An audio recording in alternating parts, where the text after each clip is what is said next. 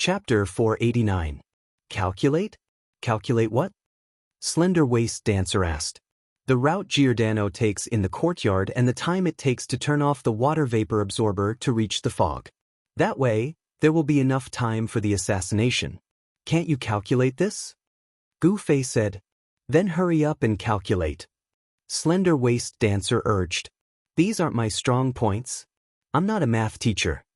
Gu Fei mumbled as he took out his notebook. He had already recorded Giordano's route, as well as a few locations that received relatively less attention. There was no doubt that these locations could be used now. These were all places where Giordano would be placed in an uninhabited environment after the fog rose. However, the water vapor absorber would automatically start working after 3 minutes. It would be completed in 1 minute and 22 seconds. This meant that Gu Fei only had 4 minutes and 22 seconds to kill the boss. No, it should be less than 4 minutes and 22 seconds. Gu Fei said. The absorption of water vapor should be a gradual process. It will be completely absorbed in 1 minute and 22 seconds. During this process, the fog will gradually thin and visibility will gradually increase. The enemy may discover us earlier. Even if we set the time to be less than 4 minutes, it's not too reliable. For minutes, if it was just a normal PK, it would be more than enough. However, the current opponent was likely to be a boss-level character. Since the beginning of the game, Gu Fei had challenged bosses, whether it was Su Tu or the trash boss Adrian who had lost the ability to transform into a werewolf, or even the strongest assassin in the fog, none of them had been defeated in less than 4 minutes. Tenacious vitality was a common characteristic of all bosses. After all, no matter how high the attack or how overpowered the skills were, a boss that could be defeated with one poke was not a good boss. Defeat the boss in 4 minutes? Sword Demon, who had returned after learning of the new discovery, was shocked when he heard this conclusion. That's impossible. It's more likely that the whole team will be wiped out by the boss every 4 minutes. Although Sword Demon didn't have much experience in sieging a large-scale boss in the parallel world, at least he had experience. As long as it was an online game, many aspects of the design benchmarks were the same. A boss that could be killed in 4 minutes could only be a high-level player bullying a low-level small boss. As for a boss of a suitable level, it was too worthless to be killed so easily. As for Gu Fei's diary, it was dropped from the Misty Assassin, which was a higher-level boss. Even if Giordano wasn't a higher-level boss, it should at least be at the same level, right? 4 minutes was too ridiculous. No matter what, let's give it a try? Gu Fei suggested. No, this is an impossible mission. No matter how skilled you are, your damage output is just that. If the boss just stood there and didn't move, you wouldn't have been killed in 4 minutes. If it was really designed like this, then there might be some technique in assassinating this guy. Sword Demon was worthy of being an experienced player. His analysis was clear and logical. Makes sense. Could it be that he has some hidden weakness? Gu Fei said. Are there any clues in the diary? Sword Demon asked. Diary. Gu Fei hurriedly flipped through the diary and found all the places that were mentioned in the diary that were related to Giordano. When the diary first mentioned Giordano, the Misty Assassin was already on the verge of collapse. He kept recalling the past to keep his mind clear. As for this unfinished mission, perhaps because it could stimulate his fighting spirit, he mentioned it a lot. When Gu Fei looked through the content of Giordano, he finally realized that there were many hidden clues here. Everyone has a unique habit. When they repeat this habit, it is often when they let their guard down the most. Giordano, what is your habit? I will definitely find it. After Gu Fei noticed this sentence, he immediately shouted at the two people, Look, so this place already reminded us to start with Giordano's habit. Strange, why didn't I notice this sentence at first? Let down the guard when he's used to it? Could it be that this boss's defense is very weak when he's patrolling and he'll be killed in one hit? Slender Waist Dance guessed. It can't be that simple. Sword Demon said. What else? With the help of the light from the water vapor absorber, Gu Fei continued to recall while flipping through the diary. In his memory, there was information about Giordano that was beneficial to fighting, but he didn't know if it was because he was a bit impatient, but he couldn't remember it clearly. He could only keep flipping through the diary and stop to look at Giordano's words. Finally, Gu Fei found the information he needed. It's here. He shouted. What? The two people hurriedly asked. Giordano? Famous for his sword skills? Then do you know what it feels like to lose confidence? I will help you. I will let your body relive the painful memories, completely crush your confidence, and then ruthlessly erase you. Gu Fei read out the sentence. It was the sentence that he had been looking for all this time. This was already very late in the diary. It could be seen that the misty assassin had already collapsed to the point of hysteria. The assassin's calmness wasn't much left, and what emerged was a wave of madness. Famous for his sword skills. It really isn't easy to deal with. Is this what you're looking for? Slender Waist Dance said. No, it's this sentence. Let your body relive the painful memories. Gu Fei said, from this sentence, Giordano should have been seriously injured. Perhaps this is his weakness. Seriously injured? What injury? Where is the injury? Is it written? Sword Demon said. No. Gu Fei shook his head. If this was written, then it would be a very obvious piece of information, and Gu Fei would have paid attention to it long ago. Doesn't that mean we don't know anything? Sword Demon said. Maybe when we fight we can test it out. Gu Fei said. The two people's jaws dropped. That's possible? Of course. The premise is that the game is realistic enough. This setting of being seriously injured isn't just empty words. Gu Fei said. Or maybe your deduction is wrong. This is just the crazy words of the person who wrote the diary. Slender Waist Dance said.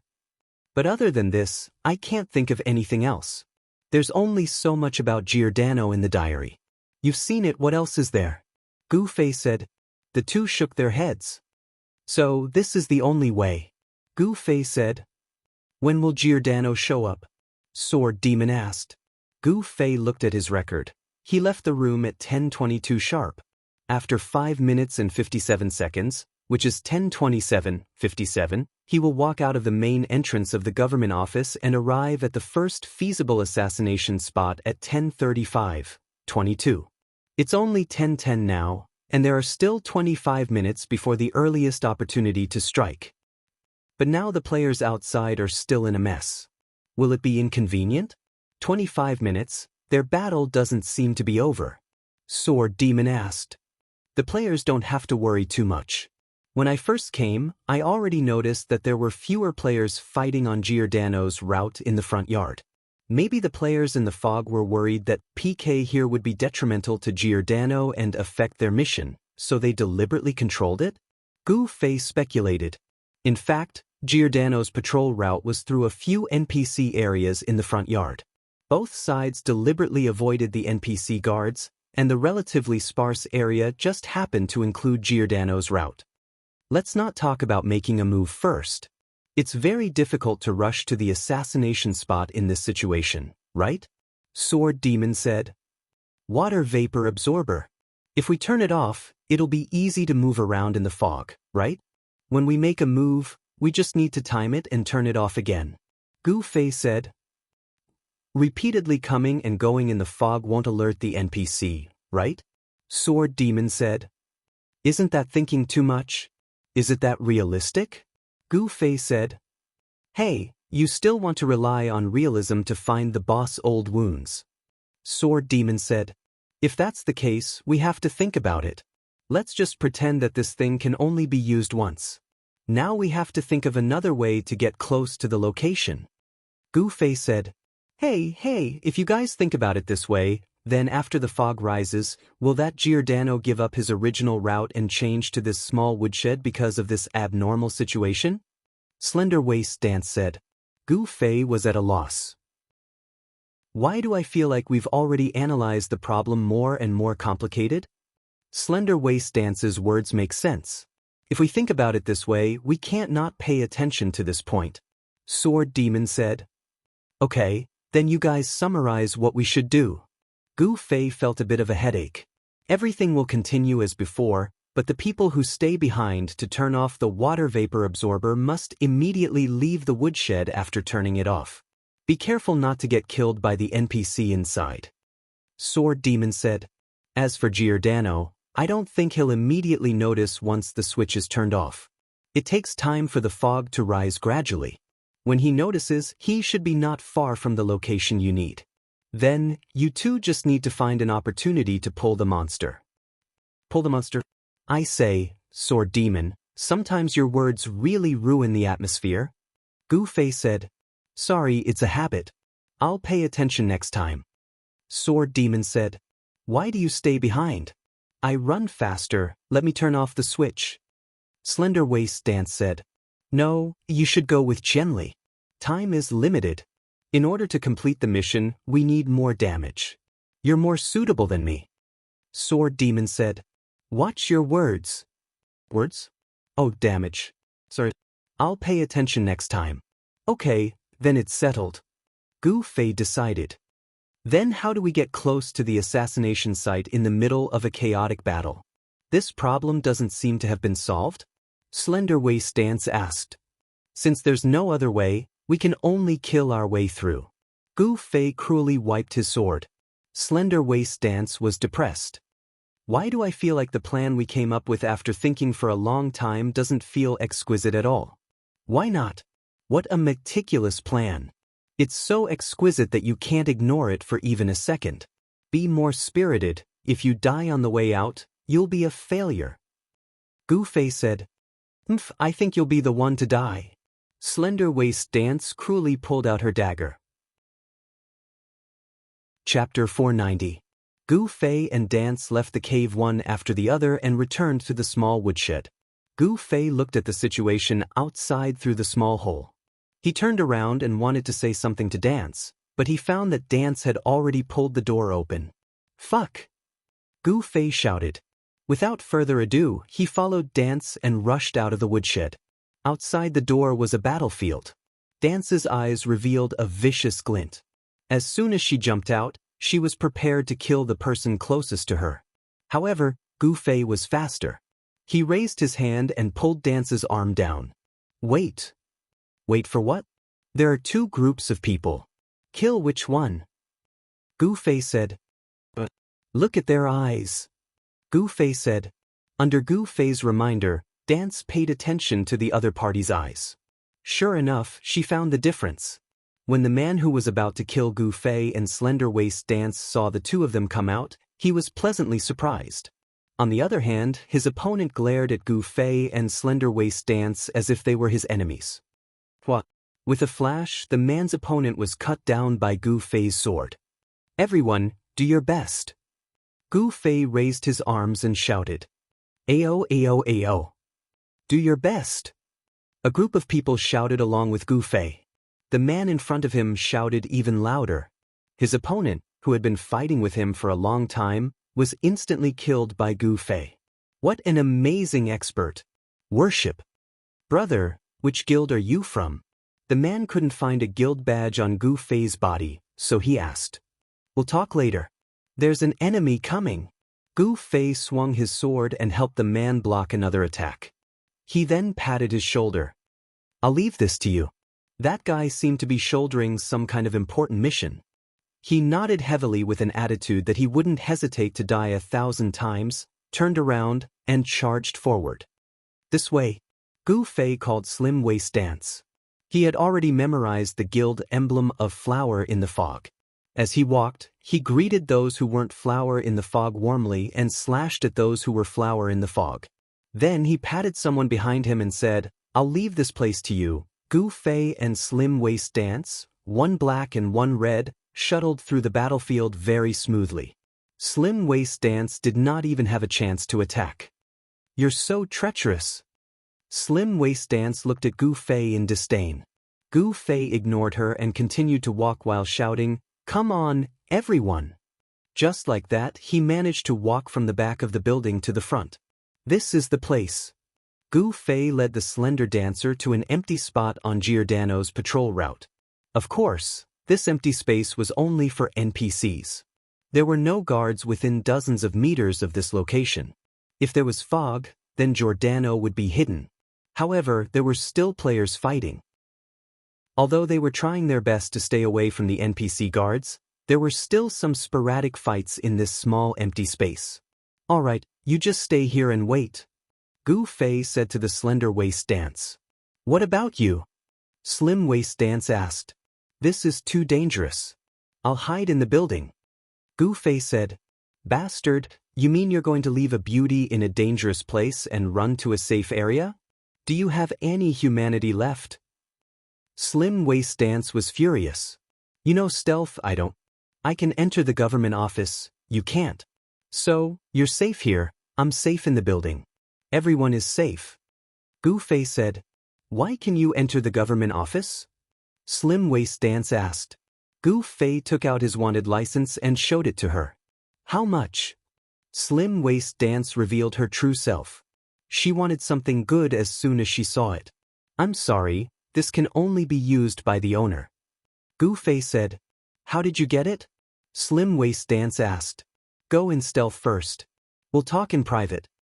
Gu Fei said as he turned around and hurriedly walked towards the door. Everyone was focused on their opponents. Gu Fei tried his best to not attract any attention. No one really noticed him. In the end, he successfully entered the government office. He let out a long breath and sent a message to Slim Waist Dance. How is it? Is it safe? It's safe. Slim Waist Dance went into stealth and crouched down in an open space. It was so safe that she could do whatever she wanted. Tell me, how did you get that thing? Slim Waist Dance asked.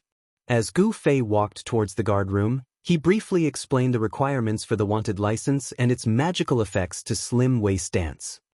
It's so troublesome. Slim Waist Dance felt a bit pained. She was used to getting equipment by throwing money at people. Last time, getting the wind-chasing boots had already challenged her patience. This time, getting the license required even more perseverance. Slim Waist Dance hesitated. This isn't useful to you, right? It's not like you're doing a wanted quest. Gu Fei said. It's useless, but I still want it. Slim Waist Dance said. Although she wasn't an idiot who treated money as waste paper, Slim Waist Dance, who didn't lack money, didn't live a frugal life. Although she didn't really need it, as long as it was rare, she would want it. This was a habit of hers. Then go get it. Gu Fei didn't care. As he spoke, he pushed open the guard room. Hi. As soon as he entered, someone on the sofa waved at Gu Fei. It was Drifting. Waiting for me? Gu Fei said. Yeah. Drifting smiled. What are you doing? Looking to die? Gu Fei asked. You're too arrogant. You should have panicked when you saw me waiting here calmly. Drifting said. I am indeed very surprised. Although you know the purpose of my mission, you are still sitting here so casually. Do you think that the reputation of the 5 roaches is too heavy? Gu Fei said as he unsheathed his sword. Wait. Drifting said. He knew that Gu Fei was fast. If he teleported here, Drifting didn't have a good chance. He had to admit that he was no match for Gu Fei in terms of strength. What? Gu Fei wasn't in a hurry. Gu Fei knew that not everyone could enter the government office, so even if Drifting had any traps, he and Lefty would be the ones to deal with them. Gu Fei didn't really care about the 3 of them, even if one of them was a top-notch expert like the 5 roaches. Don't you think we don't need to be enemies anymore? Drifting said. Oh. We're all here for the quest. The quest is more important, Drifting said. Do you need my help with your quest? Gu Fei said. You're thinking too much. Our quest is done, Drifting said. Then why did you suddenly change your mind? Gu Fei said. Don't you already know about my original plan? That day, I dealt with the people who came in so that we could go in and out freely. Now that we've achieved our goal, it's over. Why are we still enemies? Drifting said. That's because I can't stand the way you do things. Gu Fei sighed. Really? Then I'm sorry. I apologize, Drifting said. Gu Fei was surprised. Drifting's sudden change of attitude was a bit strange. Was he really afraid of him? He thought about it and said, What about the guild? Guild? I've done everything I can do for the guild. Do you want me to die? I've only joined the guild for a few days. I don't have that awareness, Drifting said with a smile. Gu Fei finally understood. It seemed that Drifting really didn't want to be enemies with him. This guy's way of doing things was really insidious and smooth. His quest was done, and the guild didn't know about the people who caused trouble behind his back. If he reconciled with Gu Fei, nothing would happen. He didn't offend anyone. His quest was done, and he still had a lot of friends. You should have brought Slim Waist Dance. Let her see what's called treachery, Gu Fei said. Right, I saw Slim Waist Dance. You brought such a strong person here. It seems that you're determined to succeed this time. Drifting acted as if he didn't hear Gu Fei say he was treacherous. Gu Fei continued to look at Drifting. As an educator, I won't be happy if I don't correct my mistakes. What educator? Drifting was confused. And you're an adult. I think we can skip the education part. You should just bear the consequences. Gu Fei said. Drifting's expression changed. He knew that his negotiation with Gu Fei had failed. He realized that he had misjudged Gu Fei. He thought that a strong person like Gu Fei would be amenable to persuasion but not coercion. He didn't expect this guy to be so stubborn. He wasn't afraid of fighting and killing, but now that he had taken the initiative to reconcile, he was ignored. I hope you won't take it to heart. I'll punish you and we'll still be friends, Gu Fei said. Drifting had given up on the comfortable sofa and stood up. His staff was already in front of his chest, but he was panicking. What kind of joke is this? I'm not the boss if I fight this guy one-on-one, I shadow? It's useless. This guy can find me directly. Falling Clothes Red Lotus? The space in the room was like this. Falling Clothes Red Lotus would attack all the guards. It might not be able to kill Gu Fei instantly, but he would definitely be killed by the guards. Since there was no other way, he could only take a gamble and see if he could die together with Gu Fei. He couldn't die in vain, right? Drifting waved his staff and was about to chant. Suddenly, Gu Fei was in front of him. Teleportation. Drifting had expected this. Is this guy going to use the same trick as last time? Since this was the case, he didn't care about his manners anymore. Seeing Gu Fei raise his arm and swing it at his mouth, Drifting made up his mind. But Drifting nimbly stretched his mouth forward and closed his teeth. Drifting found that there was an apple in his mouth. Ooh! Because Gu Fei firmly pushed him forward, Drifting still couldn't speak. He was crying in his heart. Shameless. Didn't you tell me if you wanted to use a prop? For the sake of our friendship, I won't kill you directly. I'll let you try your luck. As he spoke, Gu Fei pushed the apple with his right hand and pushed Drifting back. He pushed open the window with his left hand and tripped Drifting. The apple fell out of Drifting's mouth, but he didn't have time to chant. He could only shout, "What do you want to do?" before he was sent out of the window by Gu Fei. The apple vinegar is falling. Gu Fei shouted at the players on the third floor. Chapter 491. When he was pushed out of the window by Gu Fei, Drifting's heart was already in his throat. When he heard Gu Fei's shout, his heart was like dead ashes. How could Drifting not know apple vinegar, the brightest star in Dawn Fog City? He was being treated as apple vinegar.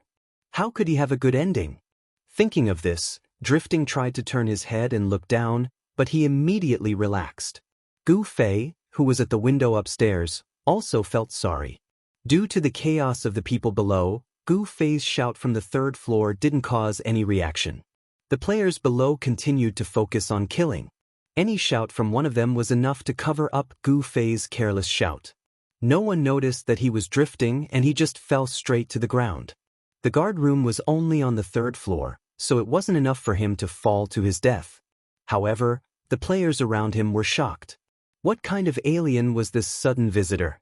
Drifting climbed up, patted the dust off his body, and received a message from Gu Fei. Looks like you're in luck. Drifting secretly pointed his middle finger at Gu Fei, who was at the window on the third floor, then turned around and limped away. The players around him wondered who this person was. No one went to fight Drifting. After hesitating for a few seconds, they finally realized that they were in the middle of a battle. How could they stop fighting so tacitly? So, the two sides fought again. Back on the third floor, Gu Fei cleaned up Drifting and sat back on the sofa. While waiting for the time to come, he carefully observed Giordano, hoping to see if there was anything unnatural about his actions. But Giordano just stood and talked. What could be unnatural about him? Finally, it was time. Giordano started his patrol on time. Gu Fei quickly stood up and sent messages to Sword Demon and Slim Waist Dance. The target is moving. Following Giordano, he went out and went downstairs. At the gate, Giordano pushed open the door and slowly walked out. Gu Fei was not in a hurry. He hid behind the door and peeped at the situation outside. For him, the longer he was exposed in the courtyard, the more danger he would face. In any case, he would not walk as slowly as Giordano, so he could use his speed to set off later. Paying attention to Giordano's speed and time, Gu Fei finally made his way out of the government office. While paying attention to his surroundings, he moved forward cautiously. Finally, after Giordano stepped out of the range Gu Fei expected, Gu Fei sent a message to Sword Demon. Close. Done. Sword Demon answered immediately. Hurry up and run. When you come out, do this and this, then find a chance to sneak away. Gu Fei taught his treacherous tricks to the Sword Demon. Gu Fei was not too worried that the Sword Demon would need to rush out alone because the fog would basically form by then. It would be relatively easy for the Sword Demon to hide. The air in the courtyard began to change and gradually became thicker at a speed visible to the naked eye. The players who were originally focused on the battle began to notice. What's going on? Everyone had this question. But Gu Fei did not care so much. At this time, he had already begun to sprint with all his might. Get ready. Gu Fei sent a message to Slim Waist Dance. It would take 35 seconds for the fog to completely form. Gu Fei left himself 20 seconds to catch up with Giordano. We're here. The moment Giordano stepped into the assassination site, the fog completely formed. Visibility was as low as in the wild. Gu Fei also happened to arrive behind Giordano. After reasonable calculations, everything was so perfect. However, then Gu Fei almost fainted because something happened that was not in his calculations. They were surrounded. A large group of people rushed out of the fog. They had already seen Gu Fei approaching Giordano. They waved their swords and shouted, "What the hell are you doing?" "I miscalculated." Gu Fei cried in his heart. He actually ignored a very important point. At this moment of being attacked, how could the players not focus on guarding against Giordano? They had a better understanding of Giordano's movements. They had probably been on guard from the moment Giordano appeared, but the fog had disrupted their rhythm, so they arrived a little late. They couldn't compare to Giordano's precise calculations, or else they would have been killed before they could even get close to Giordano. Gu Fei was right. The players were indeed on guard against Giordano's appearance, but there was a dispute on how to guard against him. Some people believed that the enemy might not know that this NPC was an important character in the quest and had chosen him as the target. So, being so cautious would only make it seem like they were hiding something. They might as well be more daring and pretend to ignore him, causing the enemy to avoid him like how they avoided the other guards. Others thought that this idea was too bold. They could not be sure that the enemy did not have this information. Perhaps they were waiting for Giordano to appear and then swarm him. Under the situation of the dispute, they finally came up with a plan that killed two birds with one stone: secretly protect him. When Giordano appeared, they did not rush to surround him and protect him. Instead, they mobilized a portion of their men to follow Giordano's movements while maintaining a distance from him. If there were any abnormalities, they would react immediately. If there were no abnormalities, they would naturally be fine. In the end, the truth was that no hostile guild had taken any action. Gu Fei, the assassin, had actually kept his distance from Giordano. In fact, he was even further away than them, the protectors. As a result, they were not on guard against Gu Fei. When Gu Fei began to sprint, it was already the fog stage. Under the cover of the fog, Gu Fei arrived at Giordano's side perfectly. These bodyguards, on the other hand, realized that something was wrong when they saw the fog. They quickly closed in, but they were naturally slower than Gu Fei, who was already prepared and had a fast speed. "Don't come over." Gu Fei's sword was on the side of Giordano's neck again. The same trick was used twice. Gu Fei felt very ashamed. "It's you again." Someone had already recognized Gu Fei. Having fallen for the same trick twice, they would only feel more ashamed than Gu Fei and break down even more.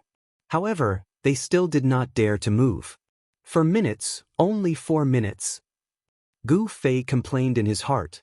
Every second was very precious now. It was really distressing to waste time with these guys like this.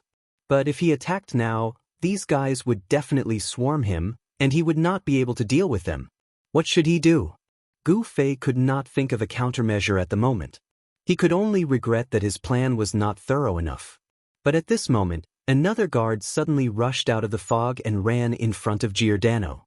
Giordano also stopped and said in a deep voice, "What's going on?" "It seems that the water vapor absorber has been destroyed," the guard replied. "Go and check it immediately," Giordano ordered in a deep voice. "Yes." The guard ran away. Did the plot happen? Gu Fei looked at the NPC interaction in front of him in a daze. How could a hostage that was held by him be so calm and orderly? What was going on? But on this point he was not wrong. If the sword demon was still in the cave at this time, he would definitely be taken down. It was a pity that he did not expect the players to be so out of control now. "What should we do?" Slender Waist Dance asked. Gu Fei could feel that she was by his side at this time, but what should he do? Gu Fei also wanted to ask this question. "Kid, in this situation, you have no chance to kill Giordano. Just leave, we won't make things difficult for you." Someone began to persuade Gu Fei. But before Gu Fei could reply, there was a sudden commotion at the back of the encirclement. The crowd quickly became chaotic. This was obviously not 1 or 2 people being attacked, but the entire encirclement was attacked. This was clearly organized. It was their enemy guild. This thought flashed through Gu Fei's mind. Seeing that these guys had begun to turn around to face the enemy, and Gu Fei had wasted one of his precious 4 minutes, he could not hesitate anymore. "Do it!" Gu Fei shouted at Slender Waist Dance, who was in the air beside him, and swiped his sword at Giordano. At this moment, Gu Fei was a little nervous. After all, this mission was made up by him. If this Giordano turned out to be like some ordinary business NPCs and could not attack, then all his efforts would be in vain. Fortunately, Gu Fei's biggest worry didn't come to pass. His sword slashed out cleanly, and Giordano, who was under attack, quickly turned around and punched out. Gu Fei dodged to the side, but Giordano had already unsheathed his sword. His expression was one of rage as he swung his sword down. Gu Fei dodged and then returned the sword. He did not use any mana. He hoped to see Giordano's weakness before using high damage here. Slender Waist Dance also attacked at this time. She had already hidden behind Giordano and stabbed him with backstab. Her reaction was also very fast. After stabbing, she quickly ran away. Slender Waist Dance's damage was very high. In game terms, this stab created a lot of aggro. Giordano turned around and chased after her. Slender Waist Dance relied on her speed, and Giordano could not do anything to her for a while. But Gu Fei complained endlessly. In the blink of an eye, he had wasted more than 10 seconds. Now he had to find out the weakness through the fight. What could he find out by chasing around? "You attack again later."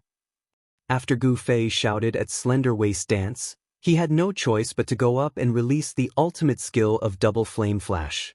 The high damage output was followed by continuous harassment. Slender Waist Dance on the other side just blindly ran away. Giordano's attention finally turned back to Gu Fei. Giordano was very strong. Gu Fei could already feel it. Fortunately, he did not have the abnormal speed of the Fog Assassin. Gu Fei could easily dodge his attacks. However, so far, he had only used some ordinary stabs and slashes. As a boss, he would eventually have some ultimate skills. When the ultimate skill appeared, could he dodge it? Or rather, when the ultimate skill appeared, would Giordano reveal his weakness? Butterfly Knot. The assassination officially begins.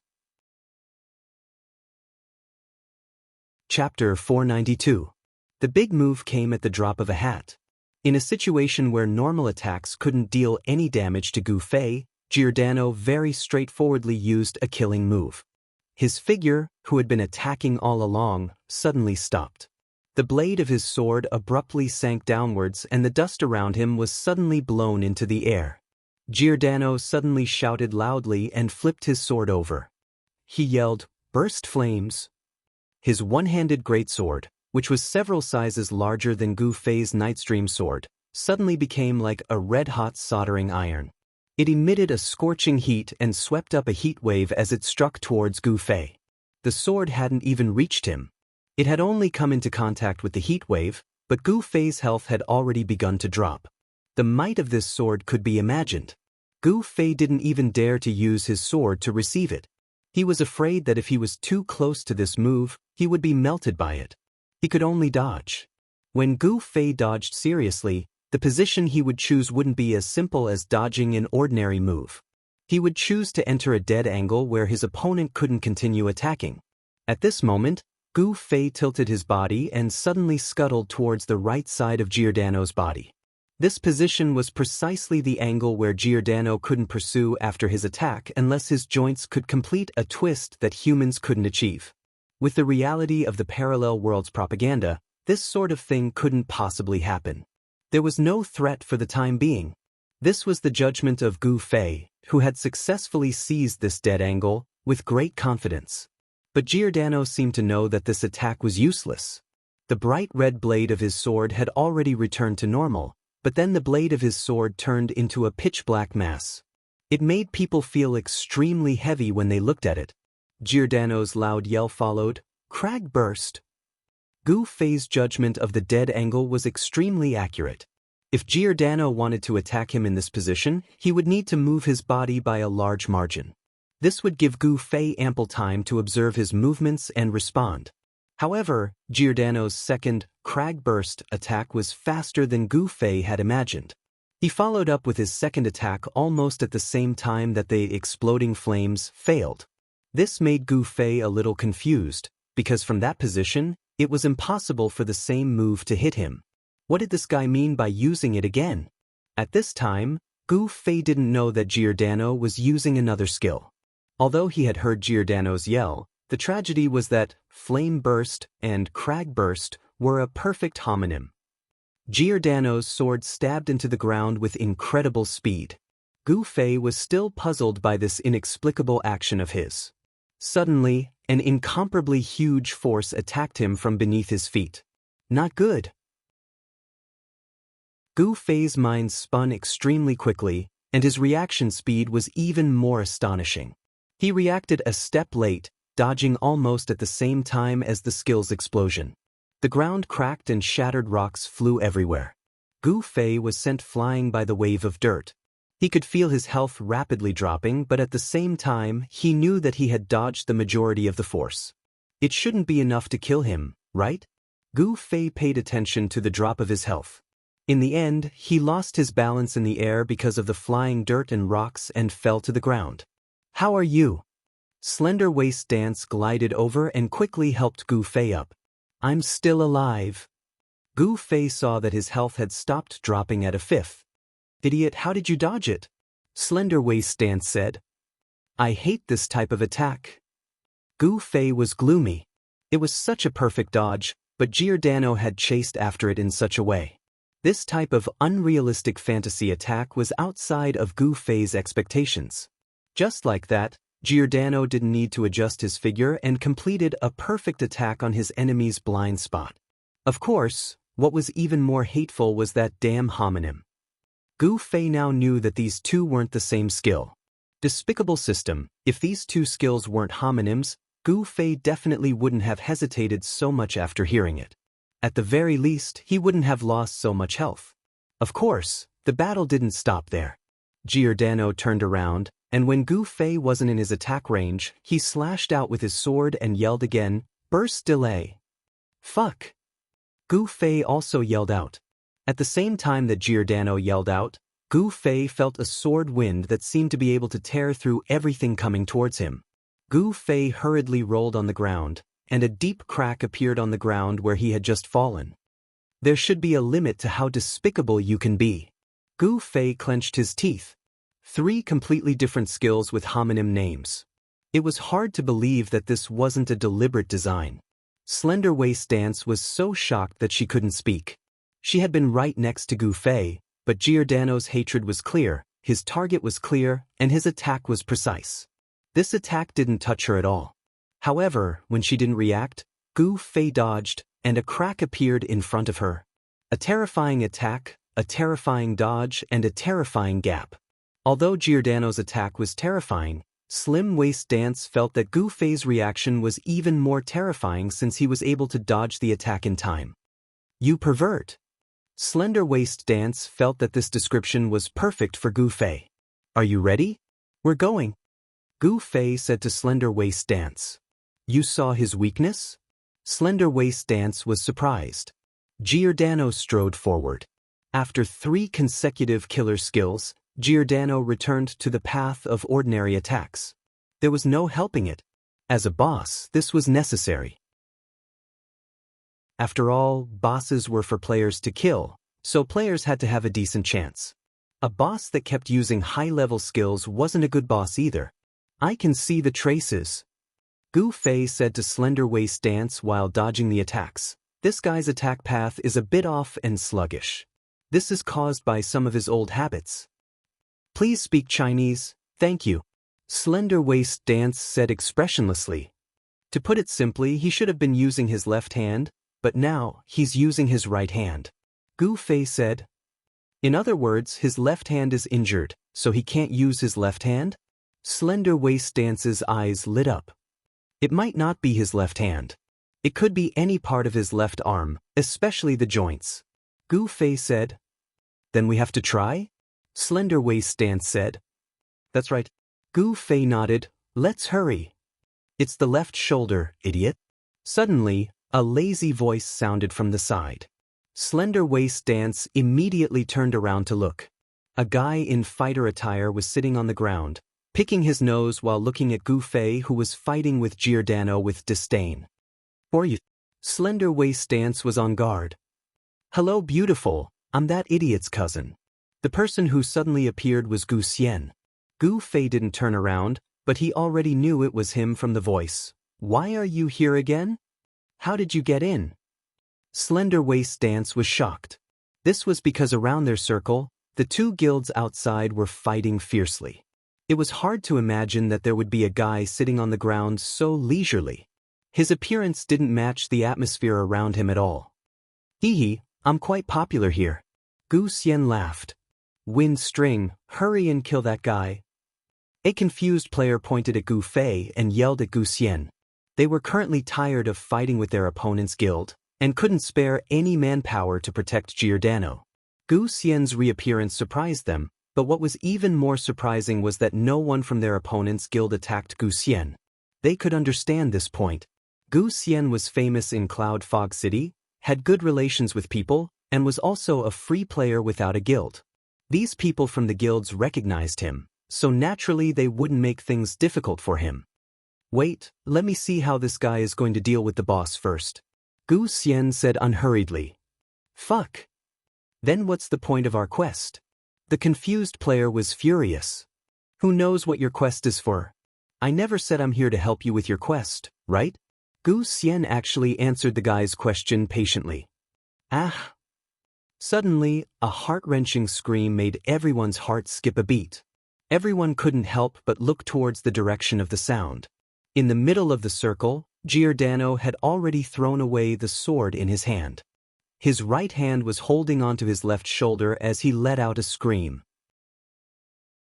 What's worse was that his eyes had already become cloudy, as if he had lost his mind.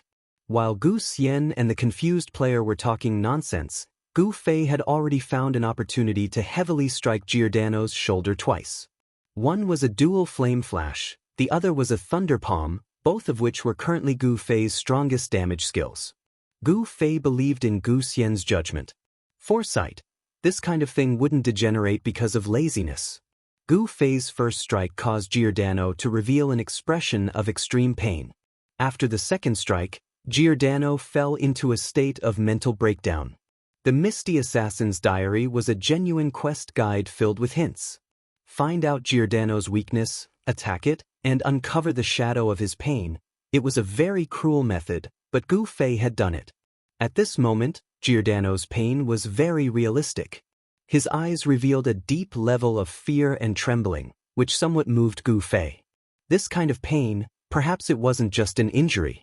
His injury must have been a terrifying experience. This was where Giordano's true shadow and pain lay. Perhaps this Giordano also had a complete past? Hey, what are you daydreaming about? Hurry up and do it. Gu Xian said. Gu Fei was a bit hesitant. He knew that the person in front of him was just an NPC. Its fate was to be hunted by players. But this time, Gu Fei's quest was completely based on his imagination. Unknowingly, he already felt that these NPCs were a kind of living existence. Just like when he was reading the Misty Assassin's diary, Gu Fei sincerely hoped that the lost assassin would be able to walk out of the fog and return to the path of his life. Do I still want to complete the quest? This question suddenly appeared in Gu Fei's heart. Chapter 493. Hey, hurry up and do it. What are you hesitating for? Everyone in the circle hesitated when they saw Giordano's heart-wrenching pain. Gu Fei only hesitated in his heart, but his expression did not change. Slender Waist Dance had already put a pitying expression on her face. Only Gu Xian was unmoved. After seeing the two's hesitation, he gave them a word of warning. So pitiful, Slender Waist Dance said. There's almost no time. Gu Fei said this for himself. Whether to do it or not, he had to make a decision quickly. The fog was coming soon. At that time, a large number of system guards would rush over, and even a god would not be able to escape. Come on, come on. At this moment, the crowd suddenly came closer. Someone shouted. Then, they saw Sword Demon squeezing through the crowd with his face covered. In this day and age, masked people were no longer rare. Masked masks were a common type of equipment for assassins. However, for the Sword Ghost, it was more important not to reveal his face. Obviously, he knew that he belonged to the type that people would never forget after seeing him. Of course, Sword Demon also knew the coordinates of the assassination site. After escaping from the small woodshed, he used the trick that Gu Fei taught him to get away with it all the way here, just in time for the end of the mission.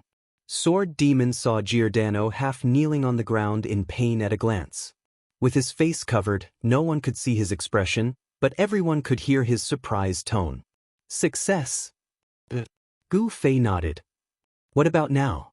Sword Demon did not understand why Gu Fei and Slender Waist Dance did not make a move at this time. Instead, they stood beside Giordano like bodyguards. Isn't this cousin of the Gu family? Why is he here again? Sword Demon was very polite. He did not hurry to greet people at this critical moment. So pitiful. Slender Waist Dance pointed at Giordano and said to Sword Demon again. Huh. Sword Demon was puzzled. No wonder he was a veteran Thigi. His mental fortitude was extremely high. In his eyes, Giordano wasn't a person. It was experience, gold, or treasure boxes. He didn't have any sympathy for a system character. Slender Waist Dance was a girl. Sword Demon could understand her mentality. Girls were often more immersive when playing online games, but Gu Fei, he didn't even blink when killing players. Couldn't he do it to an NPC? Sword Demon suddenly felt that human nature was too complicated. There's not much time left. Sword Demon reminded Gu Fei. I'll leave it to you. Gu Fei patted the Sword Demon. Sword Demon didn't hesitate at all and immediately stepped forward. Anyone could see that Giordano wouldn't resist at all. If it was a normal game plot, he would only have a sliver of HP left and say some last words. Finally, the player would casually stab him and the plot would be completed. This was what Sword Demon did. He stabbed Giordano's body. Then, there was the sound of him falling to the ground. Sword Demon turned his head excitedly. I got it. There really is a quest. Your deduction was right. What did you get? Gu Fei asked. Sword Demon held up a bloody bag, Giordano's head. Just like the assassination of the great thief Suitu, the moment the corpse fell, the system automatically completed the decapitation and found the bag. It was too violent and bloody for the player to cut off the head themselves. "Let's retreat," Sword Demon said. He was a bit surprised. The quest was completed so smoothly. Why didn't these people look happy? "Yes, we have to go." Gu Fei looked at the time and then looked around. The fog was already a bit thin. The water vapor absorbers seemed to have started working again. The players who were watching in the fog were tired of the team battle. When they had time, they turned their heads and looked over. They were shocked to find that the head of their quest issuer, the key protected target, Giordano, was gone. He fell lonely in the yellow sand. Ah! The people who saw things through the fog believed that this was a super awesome mission failure. Everyone was going crazy. Some people threw caution to the wind and wanted to fight the murderer to the death. However, they were quickly stopped by their opponents. The murderer in their eyes was a hero, a knight, and the savior of the guild battle in the eyes of their opponents. "Hey, aren't you leaving? How long are you going to stay here and pick your nose?" Gu Fei and the others were about to retreat, but Gu Xian was still sitting on the ground. "No, I want to draw a line with you. Otherwise, it will be very troublesome," Gu Xian said. So Gu Fei ignored him and led the other two into the battle. The three of them were treated like heroes. The players tried their best to cover for the three of them. This was something Gu Fei didn't expect. However, they had long since studied the route of retreat. From the start of this quest, the biggest threat in Gu Fei's mind was the NPC soldiers.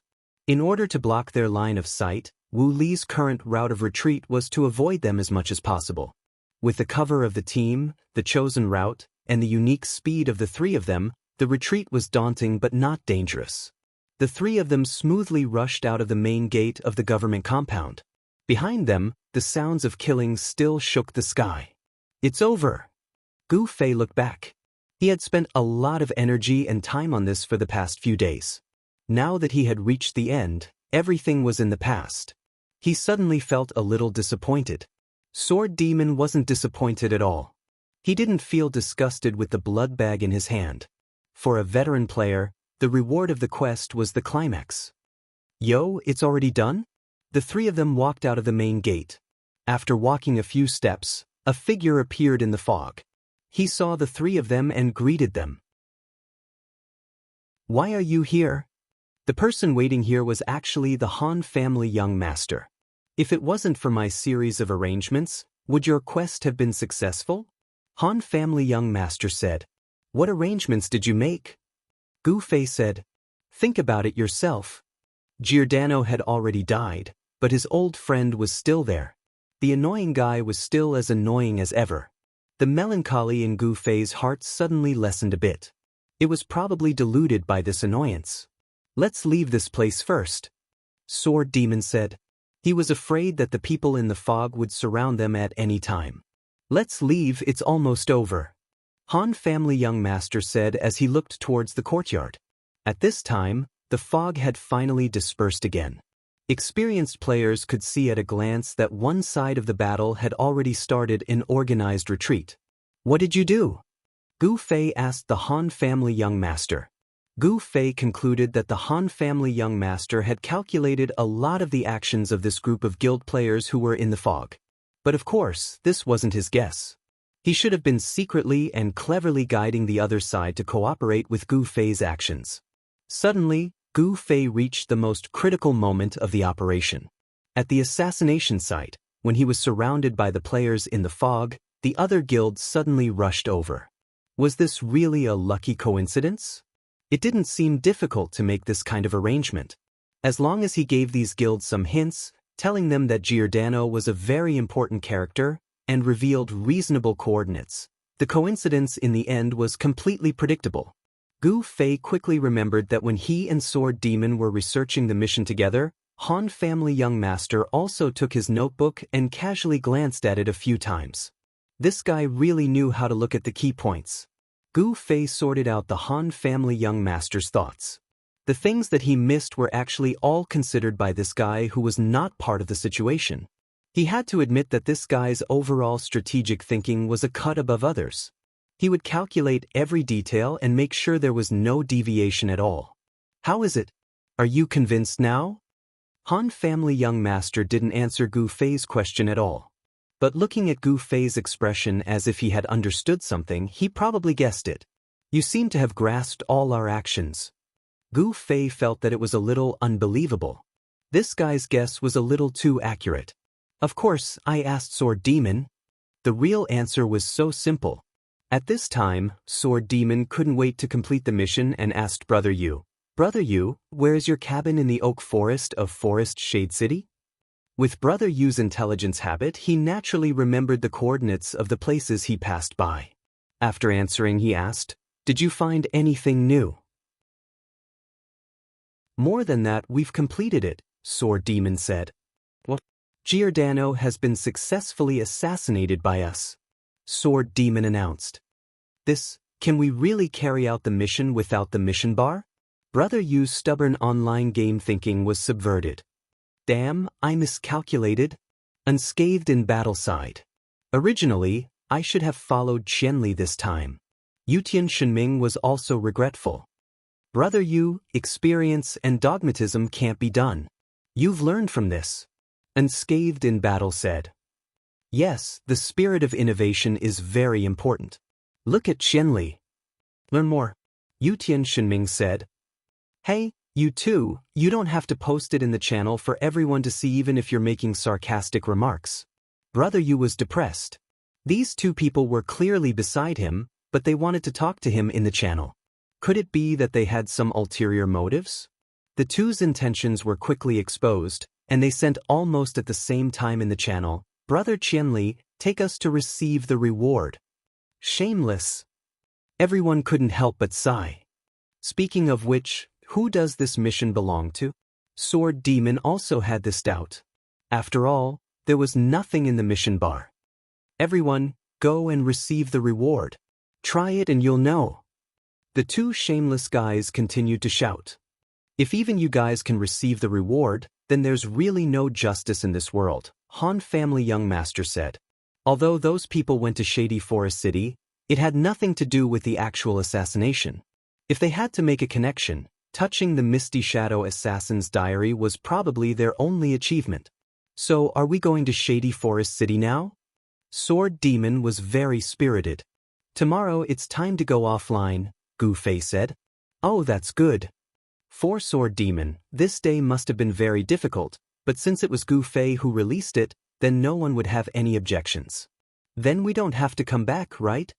The three people who were still on the way back asked. "No need," Han Family Young Master said. "Then what about that guy? Jian Nan and his gang, aren't they going to continue the chase?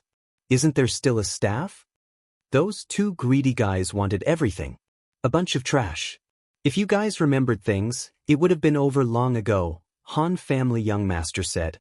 "Butterfly knot. Yesterday's left shoulder and right shoulder was a typo. The weakness is the left shoulder."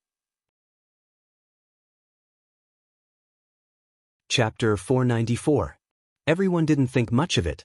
Indeed, because of this quest, everyone had been so busy these past few days that they had forgotten that they had purposely chased after Jian Nenyu to Xiaowu City.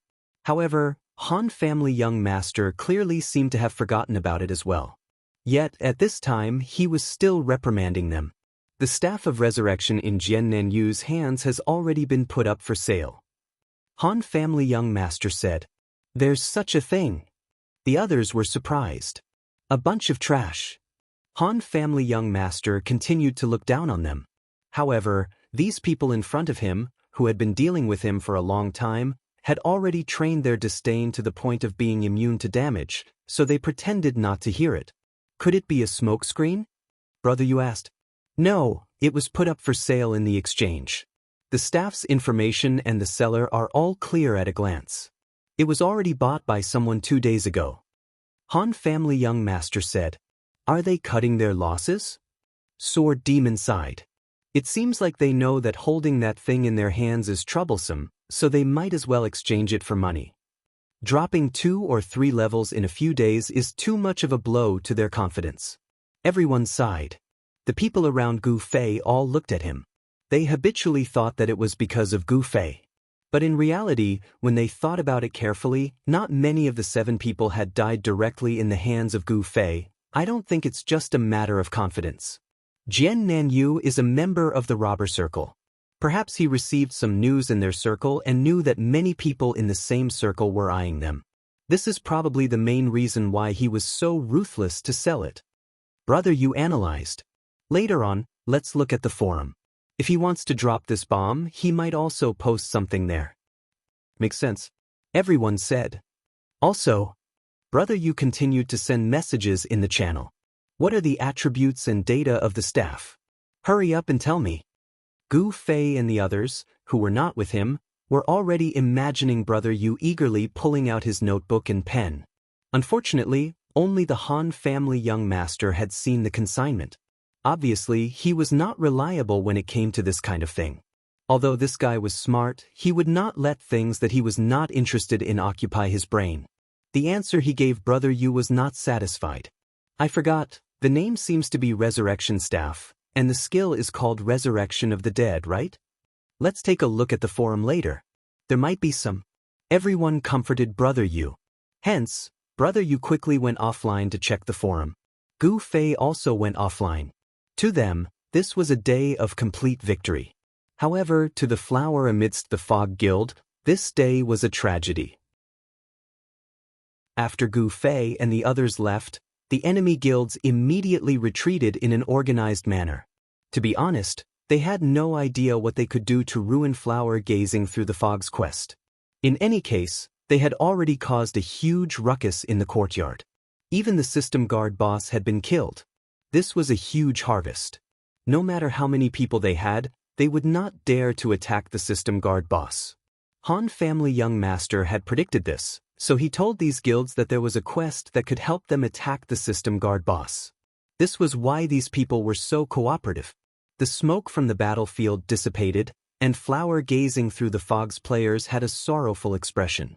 After so many days and nights of perseverance, all they got in return was a headless corpse. This corpse laid there for a long time and refused to respawn, as if it was mocking them for their incompetence. 3 sighs of Flowing Maple's face was ashen.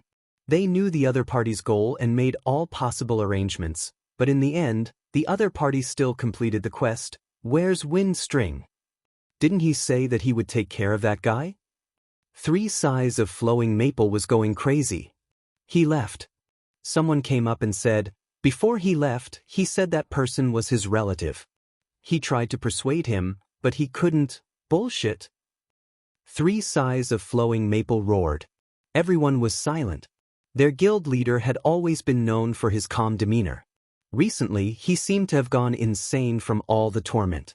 He kept getting angry, a classic case of endocrine imbalance. Drifting, where did he go? 3 sighs of Flowing Maple looked around and couldn't find Drifting, so he sent a message to Drifting. I'm sorry, guild leader Flowing Maple. I tried to persuade that guy to give up on the quest, but I couldn't.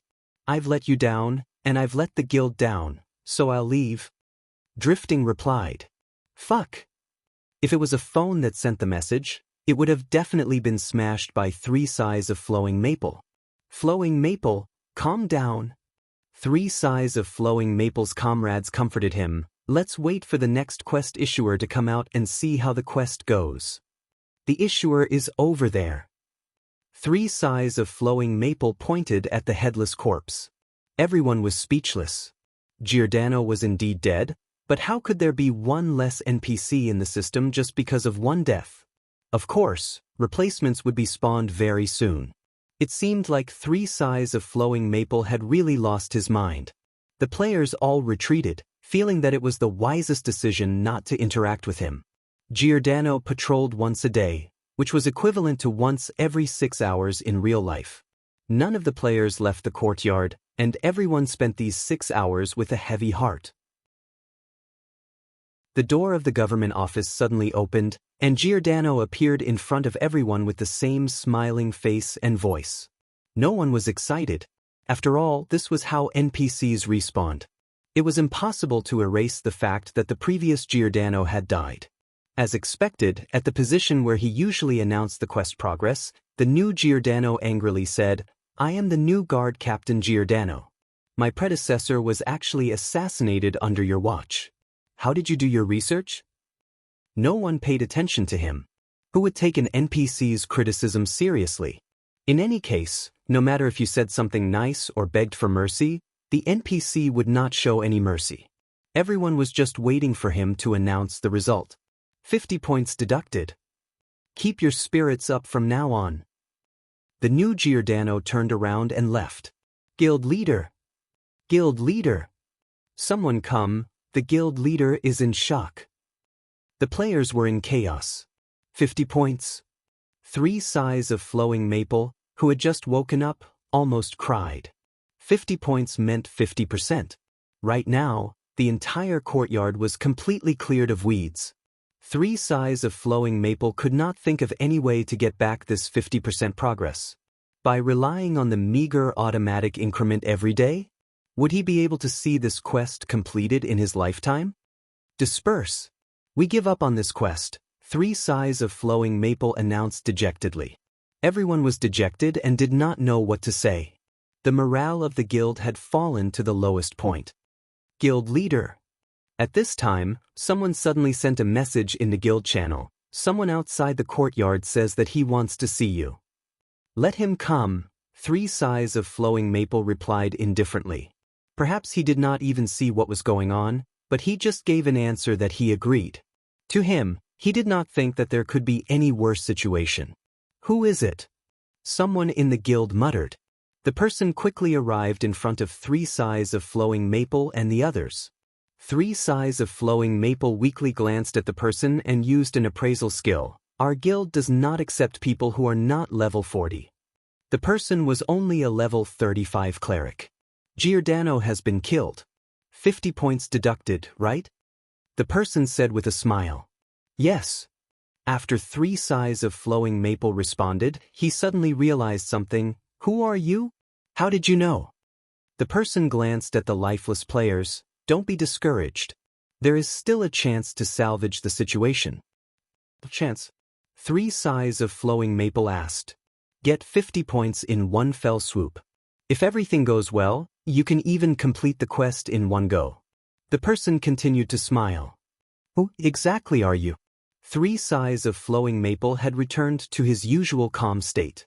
As he spoke to the person, he was already analyzing the situation in his mind. Who could this person be? A spy from an enemy guild. However, there was no need to try and bluff when the quest was already a complete failure. What was this person trying to do? My name is Hongchen Yixiao. Trust me, I can help you. The confidence on the person's face was very eye-catching among the dejection and disappointment around him. Is that so?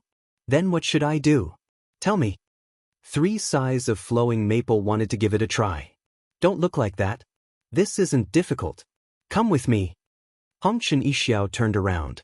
Let's go take a look. 3 sighs of flowing maple said to the people beside him and followed. The expressions around him were uncertain. Everyone was guessing who this person was. Some people thought that the guild leader was still in a state of collapse. He actually believed a level 35 noob that came out of nowhere. Another day passed. The next day, when Gu Fei logged on, he immediately received a call from Sword Demon. It was obvious that he had been waiting for him for an entire day. Let's go! Sword Demon called out to the crowd. Teleport. Gu Fei said to Slender Waist Dance.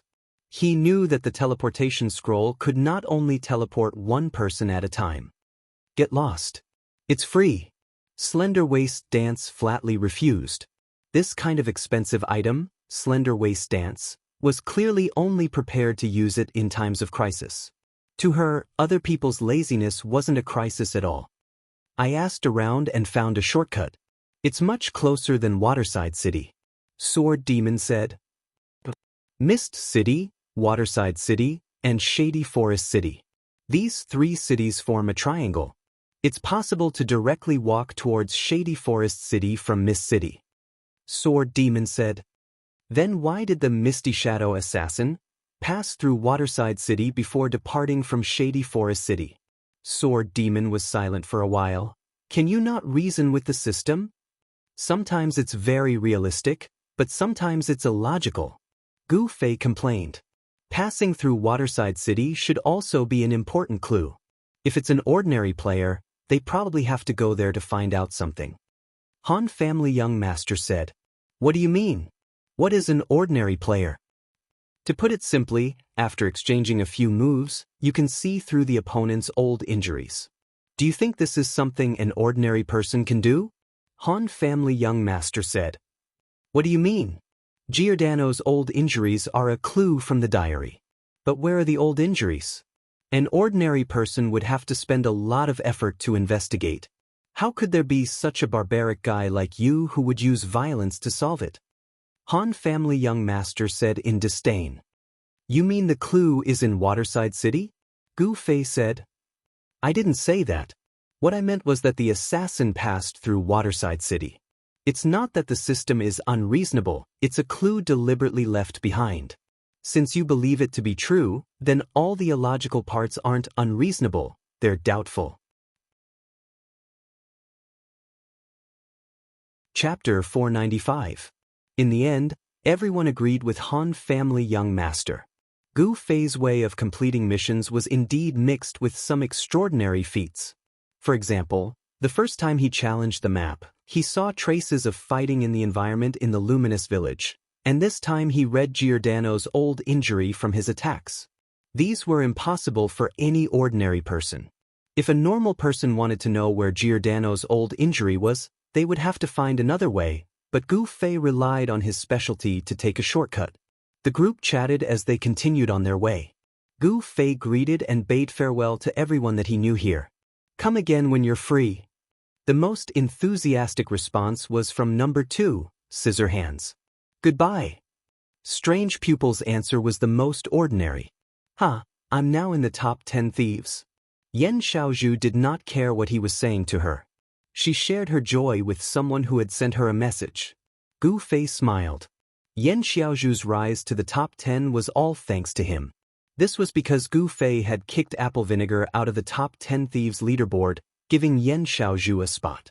Oh, was Gu Xian's answer, meaning oh. He was constantly showing others that he was a lazy person to the bone. I'm preparing to go to Sunset City too. If there's any good business in the future, remember to take care of me. This was 100 Live's strategist, who had followed them to Sunset City. He spoke like a businessman and got into character very quickly. The journey was boring. Han family young master passed the time by drinking. Sword Demon was definitely someone who could endure loneliness and boredom. Gu Fei practiced her footwork by walking. Therefore, the most boring thing was the waist dance. She began to regret not using the teleportation scroll, but it was too late. There was no mailbox in the wilderness for people to use. In the end, she could only kill time by chatting with other girls in the guild channel. We're almost there. Finally, the iconic dense forest of Forest Shade City appeared in the sight of the 4 of them.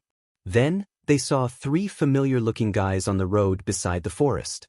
Brother Yu, unscathed in battle, and Yutian Shenming were eagerly waiting. You're here. Yutian Shenming was very enthusiastic, as if he had missed everyone very much. Hey, the slender pretty girl is here too. Beautiful women couldn't escape his eyes. Well, let's hurry up. Hurry up and form a party. We're going to complete the quest, Unscathed in Battle said shamelessly, emphasizing the word, we. I really can't think of any reason for you to be rewarded. Sword Demon said, Wushang, you and Yutian haven't even read the diary, right? Who said that? I heard brother you read 3 pages. Yutian Shenming's face was filled with pride. Let's go, take us to the small wooden house, Gu Fei said. The 3 people had already been added to the party. Brother Yu led the way, and soon, the party of 7 arrived at an oak forest. Brother Yu pointed forward, and a lonely small wooden house came into view. Gu Fei stepped forward and gently pushed the door open. Not long after Gu Fei and the others left Cloud Fog City, the entire flower-gazing in the Fog Guild suddenly rejoiced. Just now, after the new Giordano appeared, he announced to them that they had done very well during this period of time. The Castellan thanked them for their contributions and decided to reward them. It's done? 3 sighs flowing Maple couldn't believe his ears. He looked at Hongchen Yixiao beside him in surprise, the rookie who had appeared mysteriously. After listening to his instructions, the task that the flower gazing in the Fog Guild had delayed for several days was completed in one day. Of course, Hongshan Yixiao said with a smile, you can go find the castellan now. The guild leader, 3 Sighs Flowing Maple, who had temporary access to the government office, couldn't wait to follow the new Giordano to meet the castellan of Cloud Fog City. The rewards were also announced at this time. Just like the rewards for completing guild quests, the players who didn't die during the quest received money and experience. More importantly, the guild was directly promoted by 1 level. When 3 Sighs Flowing Maple walked out of the government office, he was so happy that he couldn't even close his mouth. The haze of the past few days had been swept away, and he didn't hold a grudge against Gu Fei for causing trouble again and again. Instead, he was very interested in the rookie named Hongshan Yixiao in front of him. A small character like this knew quite a lot. Where did this person come from? Thank you so much. After walking out, Flowing Maple 3 Sighs immediately thanked Red Dust's smile profusely. His gratitude came from the bottom of his heart. It's nothing, I just did what I was supposed to do, Hongshan Yixiao said. What you were supposed to do? The people who heard Hongshan Yixiao's words didn't understand.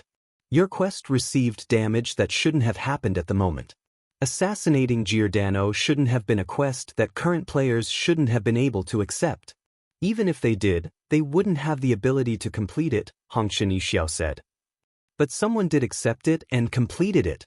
3 Sighs Flowing Maple's mind thought of the annoying Black Mage. That's why I said that he's an unreasonable existence, Hongshan Yixiao said. GM? 3 Sighs Flowing Maple's reaction wasn't slow, and he suddenly came to a realization. No. Hongshan Yixiao shook his head. I'm just a normal player. He smiled. 3 Sighs Flowing Maple and the others were a bit confused. If he was just a normal player, then what did it have to do with him whether their guild quest was completed or not? Moreover, this person didn't ask for any benefits from the start. Alright, congratulations on your guild rising to rank 7. I'm leaving. Hongshan Yixiao turned his head and prepared to leave. Hey, wait. 3 Sighs Flowing Maple quickly caught up. Although he still didn't know what kind of character this guy was, 3 Sighs Flowing Maple was sure that if he absorbed this person into his guild, there would definitely be benefits. Guild? Forget it, I'm about to leave Shiyu City, Hongshan Yixiao said. Leave Shiyu City? Where are you going? 3 Sighs Flowing Maple subconsciously asked. After assassinating Giordano and receiving the reward, I should be going to Forest Shade City's Oak Forest. Hongshan Yixiao seemed to be talking to himself. Forest Shade City, Oak Forest. The door to the small wooden house was pushed open by Gu Fei, but he was the last to enter. Every one of those guys was more impatient than him. Unscathed in battle and Yu Tian Shenming were the first to enter. It clearly had nothing to do with them. The light in the small wooden house wasn't very bright. Looking at the furnishings, it seemed like a study. There was an NPC sitting behind the desk. When he saw someone rush in, he didn't have much of a reaction. He only raised his head and looked at them. My name is Gru. What business do you all have? His opening speech was exactly the same as when Brother Yu and the others had come looking for him. Sword Demon glanced at Gu Fei, who was the last to enter. He carried the bag of blood containing Giordano's head and walked up. Everyone held their breath and stared. What kind of existence would this quest be? When Gru saw the bag, he finally had a reaction that Brother Yu and the others hadn't seen before. Giordano? Shiyu City's Giordano? Gru said in surprise. That's right, Sword Demon replied. You guys did it? Gru looked at the people in the room. Unscathed in battle and Yu Tian Shenming were the first to get excited. He said, you guys? Does that include us? No one paid attention to these two. Sword Demon just continued to answer, yes. Where's Andrew? Gru asked. That he's dead. Sword Demon's reaction was slightly slower. He hesitated for a moment before remembering that Andrew was the name of the Haze assassin. Usually, these characters were collectively referred to as bosses. Very few people remembered their names. What a pity, Gru said. Hearing the news of the Haze assassin's death, the NPC's face didn't show any unusual expression. It was as if he had heard something very normal. After a short silence, Gru continued to say, although you guys aren't from the Alliance, since you've completed this quest, then I can give you a chance to join the Alliance. How about it? Think about it. Only by joining the Alliance can you get the reward. Join. Hearing the word reward, unscathed in battle and Yu Tian Shenming jumped up. Don't rush. Understand the situation first. Brother Yu persuaded the two of them. Then, they heard Sword Demon ask, Alliance? What alliance? Assassin Alliance, Gru replied. What's that?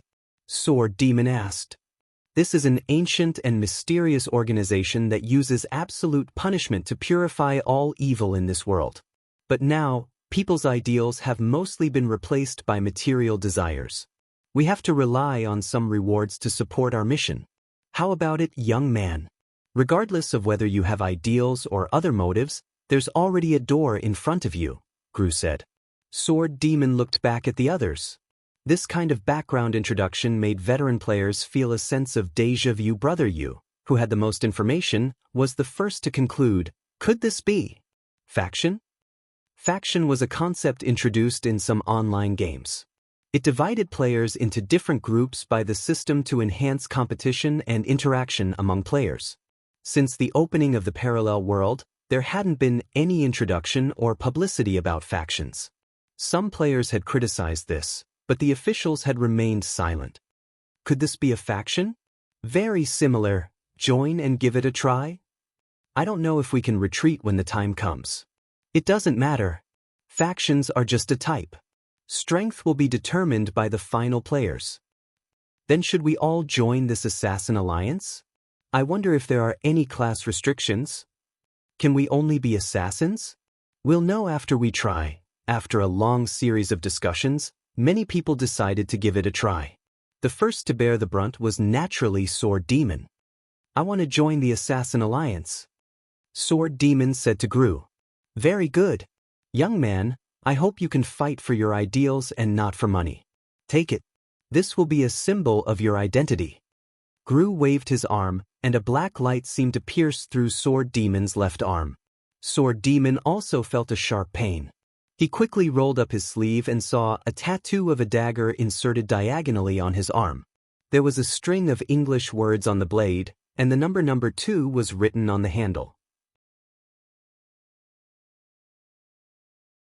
Chapter 496.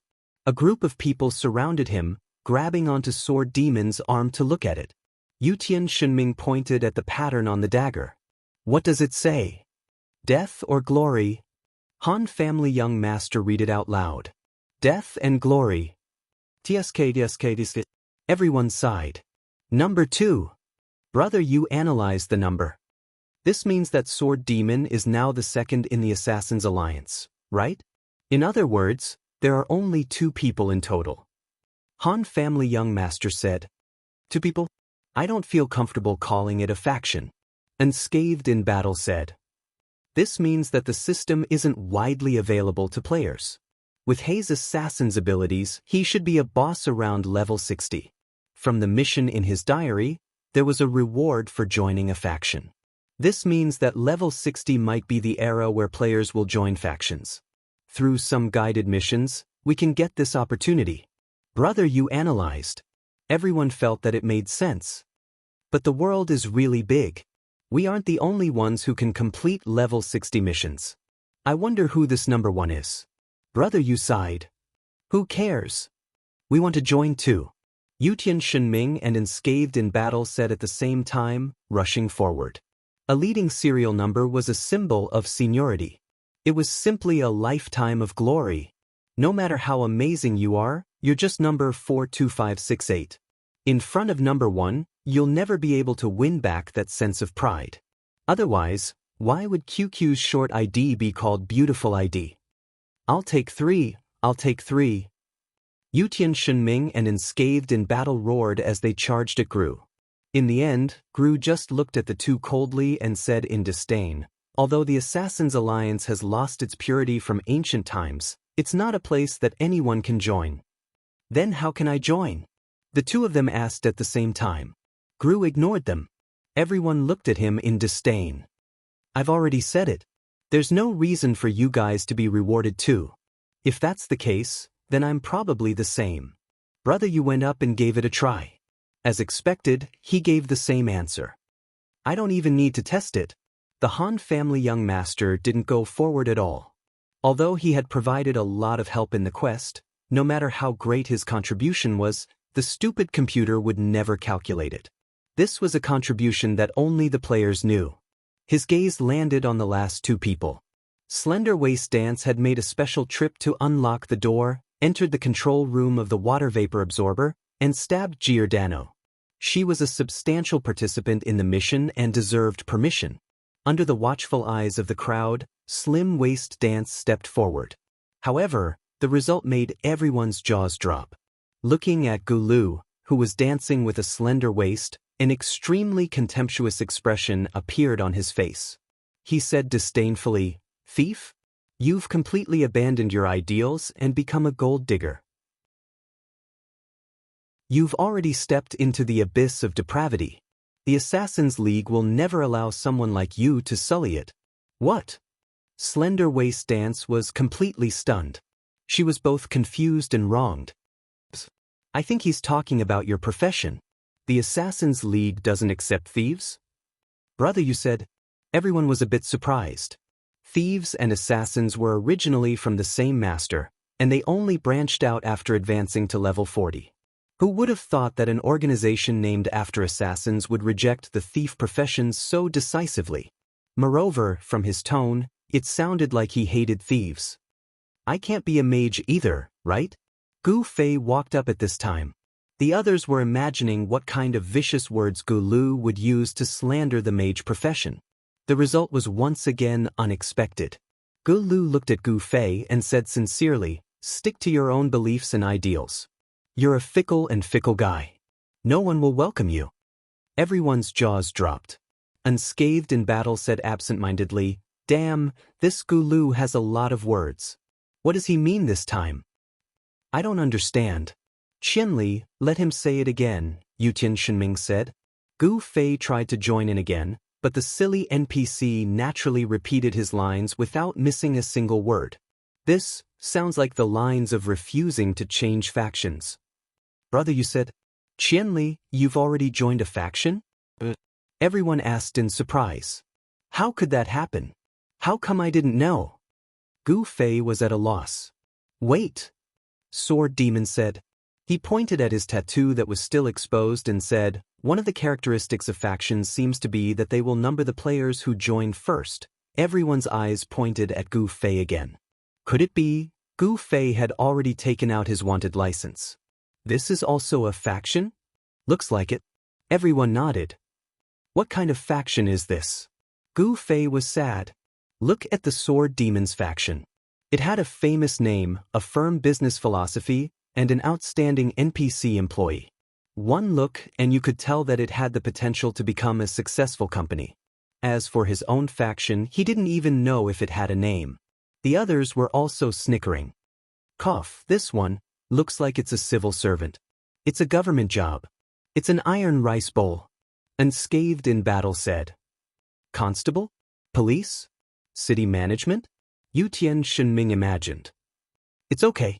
At least you're number one. Brother, you said. No wonder this thing can't be traded. It's the same as the Sword Demon's tattoo. Slender Waist Dance said. Then what if I throw it away? Gu Fei suddenly had an idea. If it really is the proof of joining the faction, then even if you lose it, you can probably get a replacement, brother, you said. But with how despicable the system is, it will definitely charge a high fee to get a replacement. Also, it will definitely deduct some of the faction's benefits, Han family young master added. Benefits? I've never done that, Gu Fei said. Everyone patted him and remained silent. Come, let's continue to understand the Sword Demon's assassin alliance. Everyone shifted their attention. Gu Fei's faction, which they didn't even know the name of, was too lacking in temperament. Based on the experience of these old foxes, it would definitely be a weak faction. Seeing that everyone had finished trying, the Sword Demon continued to communicate with Gru.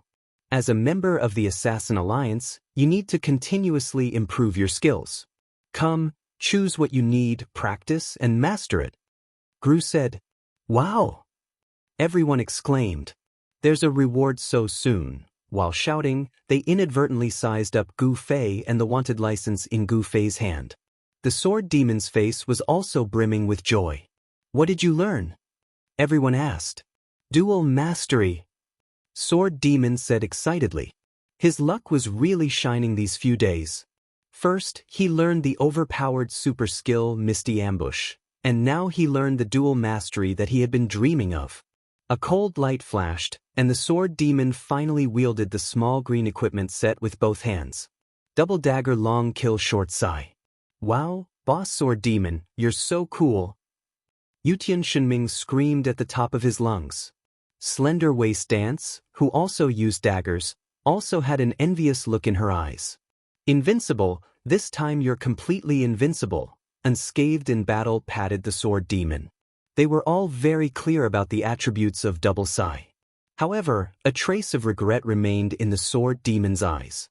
The additional skill still hasn't been activated. Don't be too greedy. Unscathed in battle said. No, I'm just thinking, how can this skill be activated? Doesn't Qinli's sword also have a skill that hasn't been activated yet? Sword demon said. Gu Fei nodded. If it's not a problem of level, then it should be a problem of my sword coefficient not reaching the required level. Adding points like this, your magic coefficient shouldn't be enough. Someone questioned. His clothes have the attribute of magic mastery +1. Someone reminded. Is sword demon's dagger coefficient not enough? If it's dual mastery, it's still divided into primary and secondary hands. The secondary hand's coefficient is slightly lower than the primary hand, especially since sword demon's skill is new. Let's increase the skill level. Unscathed in battle suggested as someone who had experienced dual mastery. Looks like that's the case. Everyone actually felt that sword demon's left hand's double sai seemed to be a bit dimmer than his right hand's double sai. Quick, continue. What other benefits does the Assassin League have? Everyone asked. Nothing, just this skill. Choose 1 out of 3, sword demon said. Choose 1 out of 3. What are the other 2 you didn't choose? Everyone asked. One passive skill is dual mastery, the other is an attack skill, slit throat, which can be used on targets below 15% HP. If the target's life is accurately hit, it'll be a sure kill. The other is a movement skill, Shadow Feet. Shadow Feet? Before Sword Demon finished speaking, Gu Fei already cried out in surprise. You know about it? Everyone was shocked. Because Gu Fei's gaming knowledge should be lacking. There was no reason for him to know a skill that they had never heard of, unless this guy had seen it in PK. You fought with someone who knows this skill before? Han family young master asked. Gu Fei nodded. This person should be number 1, right? Everyone guessed. Logically speaking, this was a level 60 faction quest, so the faction rewards would naturally be level 60 as well. This kind of level skipping reward wasn't something that could be found everywhere. The chances of obtaining the same skill from the same source was very high. Who is this person? Everyone was waiting for Gu Fei to reveal this name. Apple vinegar, Gu Fei said. Apple vinegar? It's from Shiyu City. So it was you who caused the top 10 thieves to lose a level 2 days ago. Brother Yu exclaimed. Huh, you didn't know? Gu Fei felt like he had told the story of the 9 people group before. You only told me. Sword Demon confirmed. Apple vinegar was that number 4, right? That's him. And not only does his skill have Shadow Feet, his dagger also has the skill, so he can use it twice in a row. It's pretty hard to defend against, Gu Fei said. Hard to defend against? I still died in your hands, you top 10 assassin. When the level rankings updated, I should have guessed it was you. Brother, you said. That guy was actually number 1 in the Assassin's Alliance? That became mania. Gu Fei recalled Apple Vinegar's perverted face. Chapter 497. That's not right. Gu Fei suddenly shouted when he recalled the incident with the apple vinegar. What is it? The others looked at him. Back in Xiaofog City, I heard from Strange Eye that this apple vinegar has a wanted license so he can enter and leave the government office freely. Now, he's the number 1 in the Assassin's League. How did he join 2 factions? Gu Fei was confused. Strange Eye is just saying. Is she sure that it's true? Han family young master said. I'll ask her. Yutian Shenming would not let go of any chance to interact with the girl. I'll do it. Unscathed in battle snatched the opportunity. Thus, the two began to argue. It was enough for one person to interact with the girl, but now, the other had joined in. No one liked this kind of competition. While the two were arguing, Gu Fei had already finished asking his questions. Strange Eye said, "Fuck." When Gu Fei uttered those 3 words, Yutian Shenming and Unscathed in battle already knew that the two were arguing. They both gave Gu Fei the middle finger. Gu Fei ignored him and continued, "She only heard the rumor by chance. As for how it started to spread, I'm not sure." That doesn't make sense. Brother, you said, Qianli is already the number 1 on the wanted license, which means that no one before him has this thing. This thing has never been revealed by the officials. If Qianli didn't say it, no one should know about its existence, so how did the rumor start? One more thing, I'm already the number 1. If the rumors are true, then Apple Vinegar's number will be before mine, even before the number 1. He's the number 0, right? Gu Fei said. That shouldn't be the case. The order of the numbers in a game is usually the same. Nothing in the parallel world starts from 0, so theoretically, this number shouldn't start from 0, Brother Yu said. Brother Yu, you have so many theories. Everyone looked askance at him. Because I'm not sure if there will be any abnormalities in this game, Brother Yu said dejectedly. Everyone could understand Brother Yu's frustration because in the quest they had just gone through, Brother Yu had made deductions from the game's common sense, while Gu Fei had filled in the blanks with his own imagination. In the end, Gu Fei's deductions were all correct, while Brother Yu's deductions were all wrong. Gu Fei patted his Brother Yu to comfort him. Just as he was about to continue the topic, the Han family young master spoke first. Stop guessing. Other than satisfying your childish curiosity, what's the point of guessing who it is? Then what is meaningful? Gu Fei said. Mission. Sword Demon looked at Jelu as if he was talking to himself. Then he turned his head and said to everyone, "There's a mission here." What mission? Everyone asked. It's a daily mission, Sword Demon said. Gu Fei immediately recalled the daily mission he had received from Giordano in the main city. It seemed like it was the same concept as Sword Demons, which was unique to the camp. After he told them about his experience, everyone was stunned. So, Giordano is an NPC in the same camp as you? Brother, you said. But you killed him, Yutian Shenming said. The experts looked at each other in dismay. Why? Gu Fei asked. This, I don't know in this game, but generally speaking, players in their own camp will have a reputation, honor, or prestige. In short, it's something like this. If you kill a player or NPC in the same camp, you'll have this thing deducted. In some games, once you reach a certain number, you'll be kicked out of the camp. Brother, you explained. Actually, I still don't understand what's the difference between joining or not joining a camp. Gu Fei asked. The most obvious example, Brother, you pointed at Sword Demon and said, he got a skill and has a daily mission that others don't have. Why didn't I get a skill? Gu Fei was puzzled. So, a group of people turned around and sighed. A trash camp? Not necessarily. Brother, you said, maybe it's just that Qianli hasn't found the right NPC to give out the reward. All camps should be equal, so there shouldn't be too much difference in the reward content and difficulty of the mission. By the way, how did you get that wanted license? How could these veterans not know what Brother you said?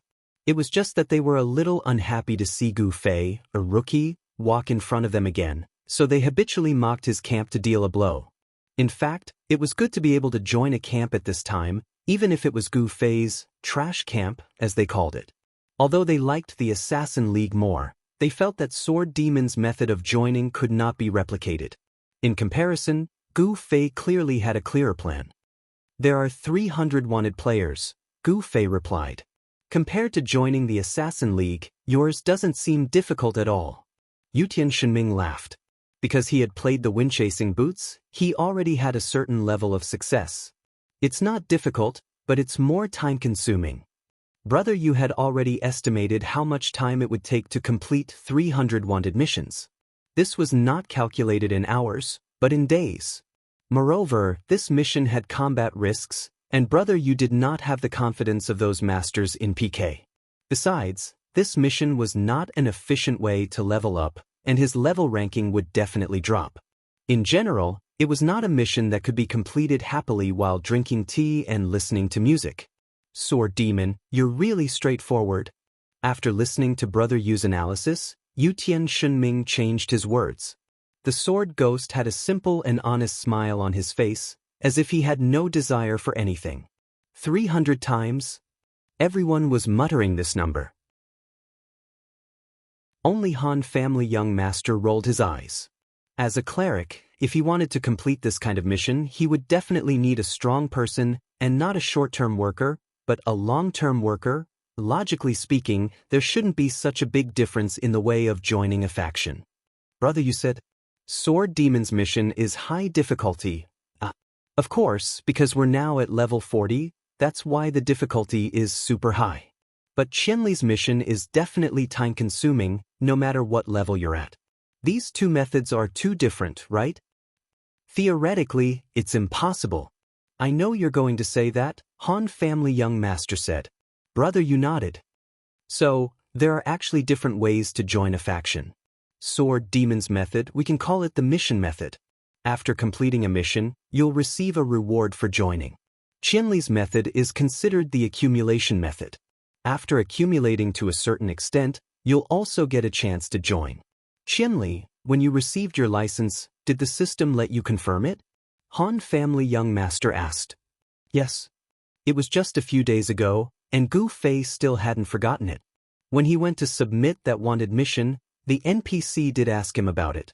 But as for how exactly it asked, Gu Fei really couldn't remember, because he never cared too much about these rules and regulations in the game. Now that he thought about it, perhaps the name of this faction was really mentioned at that time, but Gu Fei really didn't take it seriously. See, this is the truth, Han family young master said. So, to join the Assassin League, there should also be this kind of accumulation method? Unscathed in battle's interest was piqued. For a warrior with slow movements, a wanted mission like killing was really not suitable. Apple vinegar. Gu Fei suddenly mentioned this name. What's wrong? When I received his daily wanted mission, Giordano gave me some information about him. It showed that apple vinegar's PK value is 1642, Gu Fei said. You mean this is also a kind of accumulation? Brother, you said, through this accumulation, apple vinegar met the requirements to join the Assassin League, so he is indeed the Assassin League's #1. This deduction is not bad, Han family young master commented. The possibility is very high, the others agreed. I just don't know the exact number, Brother, you said. He really wanted to interview apple vinegar directly to get to the bottom of this, or else. Brother, you felt that he wouldn't be able to sleep well for the next few days. This should be higher than Qianli's 300 bounty, Han family young master said. The time it takes is on a completely different level. Yeah, it doesn't matter if it's a bit more. This should be faster than Qianli's 300 bounty, right? Yutian Shenming and Unscathed in Battle both imagined how many PK they could do in an hour if they cleared out a level 10 newbie training area. I don't think it's possible to do malicious PK. Han family young master saw through their despicable thoughts. I think there will be a certain level requirement for the PK target. For example, it can't be lower than you by 2 levels. Moreover, this thing has to be washed once it's used. So, it's possible that the first one to complete the 300 bounty will be the first one, the sword ghost said. So that's why apple vinegar joined the 2 camps? The other 2 said. Didn't we already analyze that there shouldn't be a 0? But I thought of another possibility. Apple vinegar encountered the 300 bounty chance to get the bounty license, but different from Qianli, he didn't accept it. This can at least explain Brother Yu's previous doubt. Qianli is #1, but someone else knew about the existence of the bounty license before him, Han family young master said. That's a great analysis. Brother Yu was excited. His personality was that if he didn't understand what he wanted to know, he would be in so much pain that he wanted to die. That's right, he was the one with the strongest, childish curiosity that Han Family Young Master mentioned. At this moment, Han Family Young Master's analysis was very reasonable in explaining one of his doubts. Brother Yu's degree of comfort was no less than when Sword Demon got dual mastery. In that case, it's really apple vinegar? Sword Demon said. Logically, after joining the camp, you can use the camp channel in the chat channel. Do you two have it? Han Family Young Master said. There was no camp in the channel's options, otherwise everyone would have known that this game also had a camp. No. Gu Fei and Sword Demon said after looking at it. It shouldn't be. The veterans were puzzled. Maybe it'll only be activated at level 60? Brother, you guessed. It seems so. Everyone couldn't think of any other explanation. Butterfly knot. I haven't written it in a long time, it's a bit rusty. This chapter also explains some of the doubts in the book review. Chapter 498. In the process of killing people to clear his PK points, Apple Vinegar was the first to accumulate 300 people on the wanted list. Hence, he realized the wanted camp notification. However, he obviously felt that the camp was boring, so he rejected it. Hence, in the process of killing people, the accumulation of PK points finally allowed him to achieve another breakthrough, meeting the requirements to join the Assassin's League. This was to his liking, so he chose to join the Assassin's League and became the current number 1. What do you think? Is that what you mean? Brother Yu sorted out the deductions regarding apple vinegar and recorded them down. That's right. Han Family Young Master nodded. Wait, that's not right. Gu Fei suddenly spoke again. What is it now? Brother Yu's face was pale. This completely logical deduction made him feel good. At this moment, Brother Yu really didn't want to hear another hard-to-answer question. To him, this was basically torture. When there was too much torture, it was inevitable that people would want to escape. It's like this. Gu Fei said, there are 300 people on the wanted list, which means the mission has been completed at least 300 times. Before that, he would have already received the Windchaser coat of arms as a reward, and it would be at least a level 2 coat of arms. Does this conflict with our hypothesis? Brother Yu asked. Apple Vinegar, I don't think he has a level 2 coat of arms. Gu Fei said.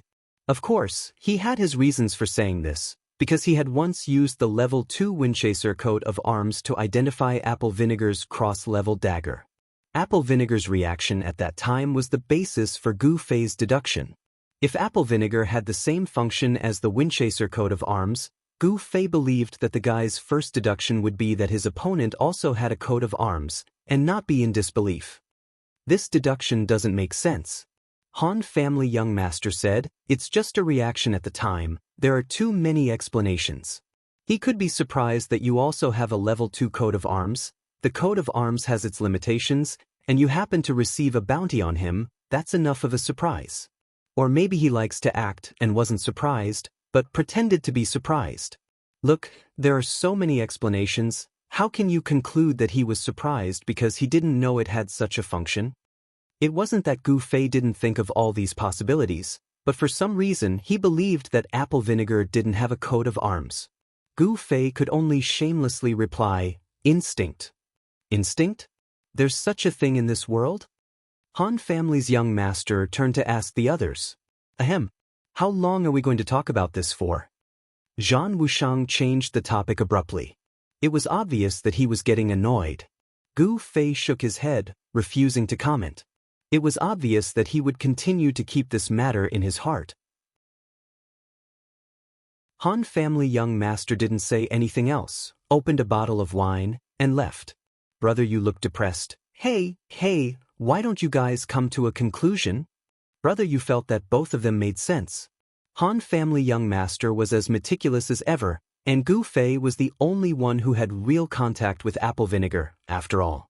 Based on his direct impression of a person, he would have some instincts, so it wasn't impossible.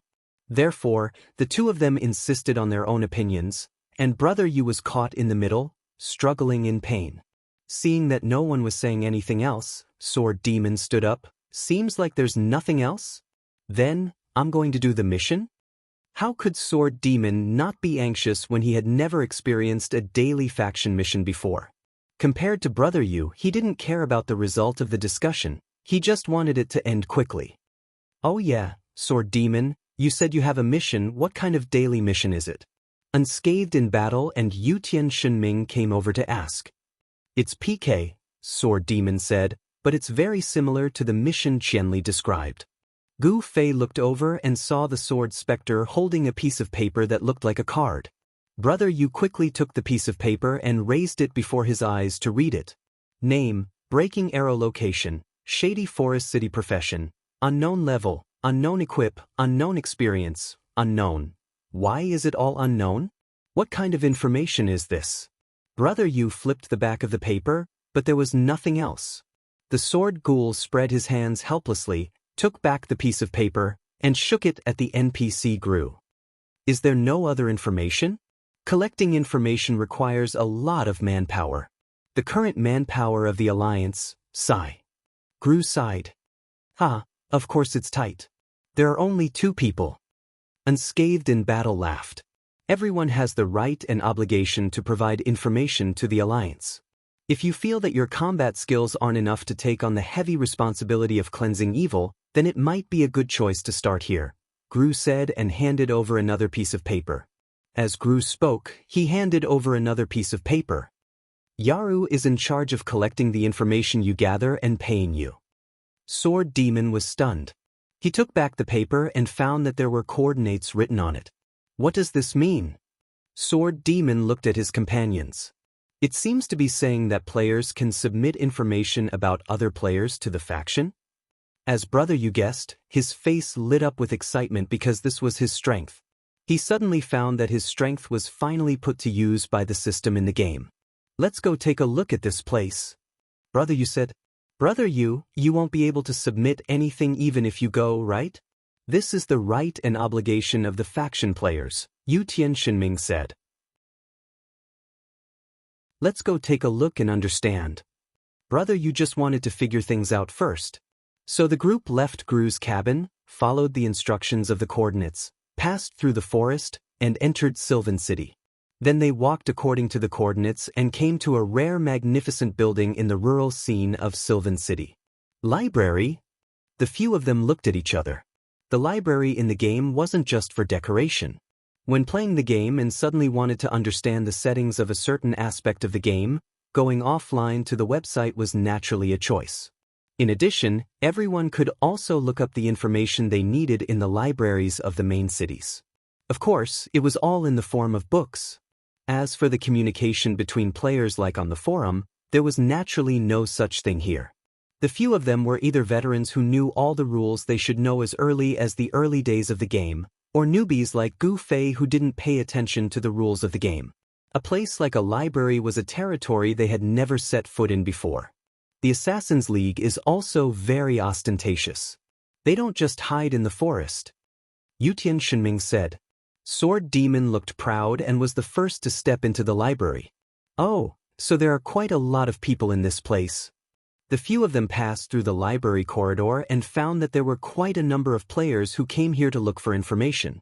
After asking the NPC, they found out that Yara wasn't hidden at all. He was the librarian of the 5th reference room. When they arrived, they saw an old man with one foot in the grave, wiping books shakily. Hearing the player's call, the old man turned around, his eyes cloudy, but when they swept over Sword Demon, his eyes flashed just now. Did you guys see it? Yutian Shenming shouted. This is a very useful detail. We have to record it. Brother Yu took out a pen and wrote, Forest Shade City Library No. 5 Reference Room Librarian, Old Yaru, Assassin's League Intelligence Collector. When he sees fellow League members, his eyes will flash. Everyone came forward to talk to Yaru.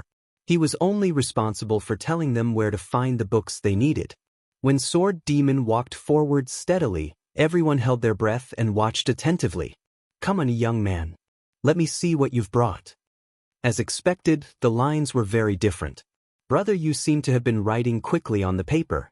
He tore it off and stuffed it into Sword Demon's hands. Sword Demon looked down. Brother Yu had filled out a series of his information in the format of the paper in Sword Demon's hands. He gestured for him to hand it over to Yaru. Sword Demon didn't think much and handed it over. Yaru took it. In order to read the paper, he took out a pair of reading glasses from his chest pocket. Oh. Old Yaru nodded. Very good. Keep working hard. With that, he stuffed the paper into his pocket and handed a small bag to Sword Demon. What reward? The others looked at Sword Demon with envy. Experience, money, and faction honor. Sword Demon opened the small bag. Wow! Everyone's eyes were still red. Very little reward. Sword Demon said. Everyone was silent. They knew that Sword Demon was honest. He said very little, not even a number. It was obvious that it was so little that it wasn't worth mentioning. Try again. Brother Yu handed Sword Demon another piece. Sword Demon glanced at it. It was still Brother Yu's own information. However, compared to before, there were some changes. He purposely wrote the level as 30. Sword Demon handed over the paper again. Yaru took it and looked at it again. He sighed and shook his head. He handed the paper back to Sword Demon. Pay attention to the accuracy of the information. Is that so? Brother Yu immediately wrote another one. Try this one. Sword Demon took it and looked at it again. This one was absolutely accurate. In fact, Brother Yu had purposely written some mistakes in the first one. This time, it was all corrected. Oh, is there any new information to update? This time, Yaru gladly accepted the new piece of paper and gave the Sword Ghost a small pouch. The Sword Ghost flipped it open. Less than before. I see. Brother Yu nodded. It seems that the system will check the information provided by the players. The first time can tolerate mistakes. After that, the system will decide whether to accept or reject the information based on whether it is correct or wrong. The reward rules have to be tried more to understand. As Brother Yu spoke, he tore off a fourth piece of paper. Here, try this. Sword Demon took it and looked at it. They're too fake. The fourth piece of paper Brother Yu wrote had the name Motherfucker. This was a name that couldn't possibly pass the review. It was obviously someone who didn't exist in the game. Other than that, the profession was made up, the level was exaggerated, and the equipment was drawn. It was a piece of information that couldn't be any more fake. The Sword Ghost handed it over, and Yaru took it. After looking at it seriously, his face became angry. We want information, not a joke. After saying that, he shook the paper in the wind, and the old man elegantly cut the paper into pieces. Everyone was mesmerized by the skill. Sword Ghost's face was covered in tears, and he held Brother Yu's hand tightly. Brother Yu, don't test it on me anymore. My honor has been deducted.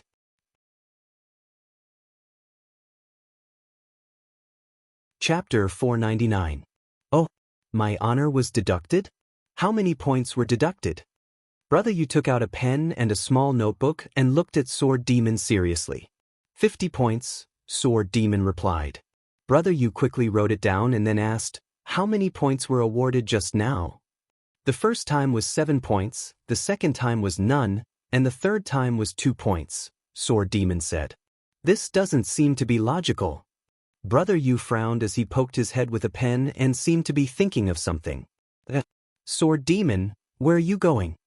Suddenly, Gu Fei shouted and then waved his hand in the air. Pa! Sword Demon, who was in stealth, was slapped out. Brother Yu then noticed that Sword Demon had slipped away from him. Sword Demon cried, I'm leaving. If I continue to be a test subject, I think I'll be kicked out of the camp. Kicked out of the camp? What's the requirement for being kicked out of the camp? How much honor will be deducted? Brother Yu asked. The sword ghoul, who had been through hundreds of battles, had never frowned no matter how difficult the mission or PvP, was now on the verge of tears, almost begging Gu Fei, let me go. Gu Fei quickly retracted his hand and made a surrender gesture to make way for Sword Demon. Sword Demon disappeared like a wisp of smoke. Kicked out of the camp, I'm leaving too. Without waiting for Brother Yu to finish, Gu Fei had already teleported outside the door. There were only 2 players in the camp. Sword Demon ran away and Brother Yu began to point his spear at Gu Fei. Gu Fei was a bit regretful. If he had known this would happen, he would have stopped Sword Demon. Fortunately, Brother Yu didn't have much speed. Gu Fei rushed out of the door and didn't see Brother Yu chasing after him. "Sir, what are the requirements for being kicked out of the faction? Can you tell me?" Brother Yu started pestering Sir Yaru. "This guy's crazy," said Unscathed in Battle. "Right, let's go," Yutian Shenming said. The rest of them came out as well. Brother Yu didn't get any information from Yaru, so he turned around and started searching through the library. Outside the library, the escaped Sword Demon and Gu Fei sat and squatted on the stone steps by the roadside. Gu Fei tilted his head and looked. The Sword Demon was holding the mission paper that Jelu had given him. "I wanted to ask Brother Yu if you have any information on this guy." Sword Demon shook the paper and said regretfully. This paper only had the player's name and location, and then he was asked to assassinate him. This kind of mission was like looking for a needle in a haystack. In fact, although the information on apple vinegar that Gu Fei had received was a few pages long, it only had a name and a main city. Fortunately, Gu Fei was lucky enough to stumble upon it. To be honest, finding someone was much harder than killing someone. The more skilled one was, the more they felt this way. "Brother, you can't possibly know everything," Gu Fei said. "Why don't you look for your friend here? What's his name again? Deepwater?" "Deepwater, thank you." "Yes, Deepwater." Gu Fei nodded.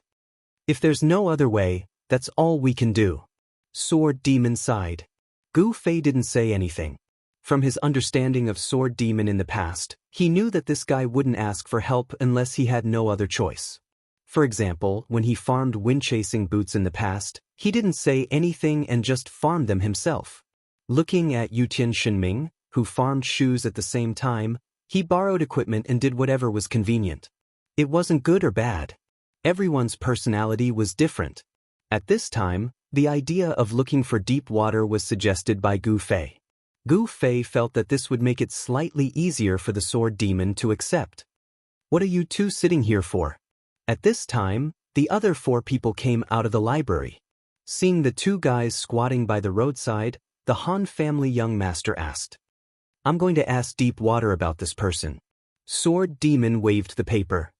"Together? Let's get together. If you want him to help, it's best if you don't let me appear. If you want him to feel better, you can tell him that I'm already dead." Han family young master said. Sword Demon didn't say anything. The relationship between these two was sometimes good and sometimes bad. Sword Demon had seen it many times. "What about you guys?" Sword Demon looked at the others. "I'll go do some quests. I've wasted a lot of time running around." Unscathed in Battle had been in high spirits recently. Due to the death of Azure Blade, he rose to 2nd place on the warrior leaderboard. He was only 1 step away from the first warrior position he was familiar with. Although he had been running around with the mercenary group recently, the time he could use was very tight. During this busy period, he didn't hope to surpass 1st place. He just hoped to not fall behind. Even so, in a game with such a large group of players, the competition was too fierce. Although Unscathed in Battle worked hard, he was in unfamiliar places recently, which greatly affected his leveling efficiency. In the end, his ranking on the leaderboard still slipped. The others like Yutian Shenming and Han family young master were in a similar situation. The 3 of them fell 2 places each. They were ranked 4th, 9th, and 10th on the warrior leaderboard, archer, and priest leaderboard respectively. Out of the top 10 players, only Sword Demon's position didn't change. It could be seen how much experience he had accumulated. The legendary number 1 player in the game was indeed not on the same level as normal people. Slender Waist Dance was even more amazing than Sword Demon. She never talked about leveling, but her position as number 1 in the world was unshakable. At this time, Unscathed in Battle shouted that he wanted to go level, but she said leisurely, "I'm bored. Let's go shopping." "Shopping? Do you want to accompany me?" Yutian Shenming was excited. "Will you pay for me?" Slender Waist Dance smiled. "Wushang, count me in for the quest." Yutian Shenming quickly changed his words. It wasn't that he was stingy and didn't want to spend money to pick up girls.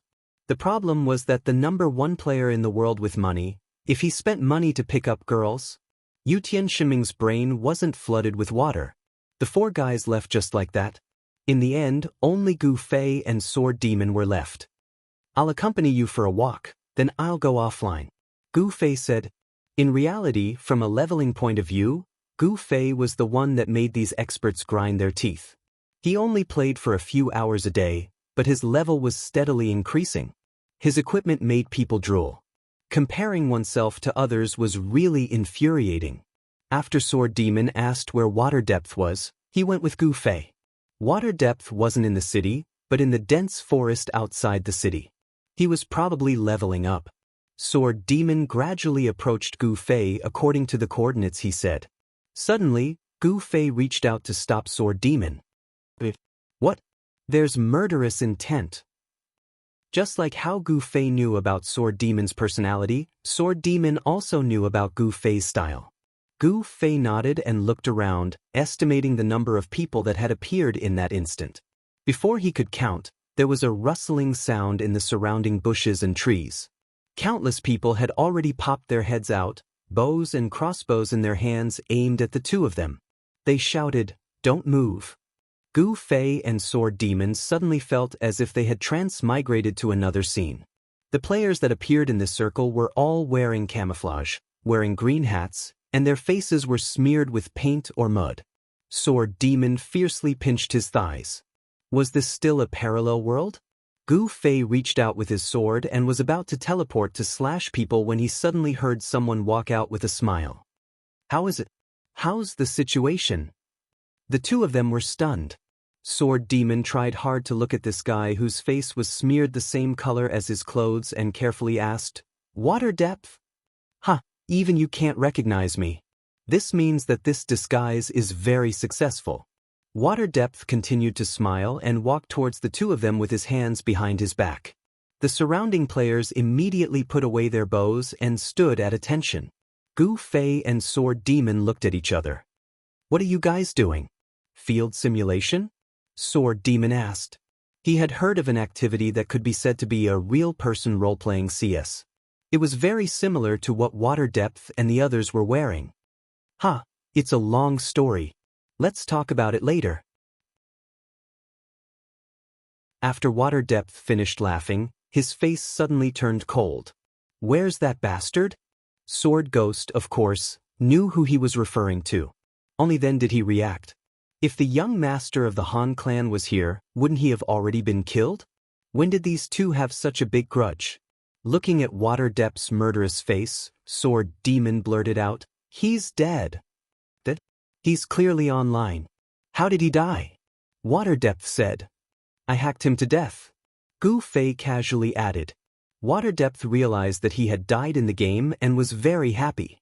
He patted Gu Fei and said, "Good job, bro." After saying this, he didn't mention the Han family young master anymore and returned to the previous topic.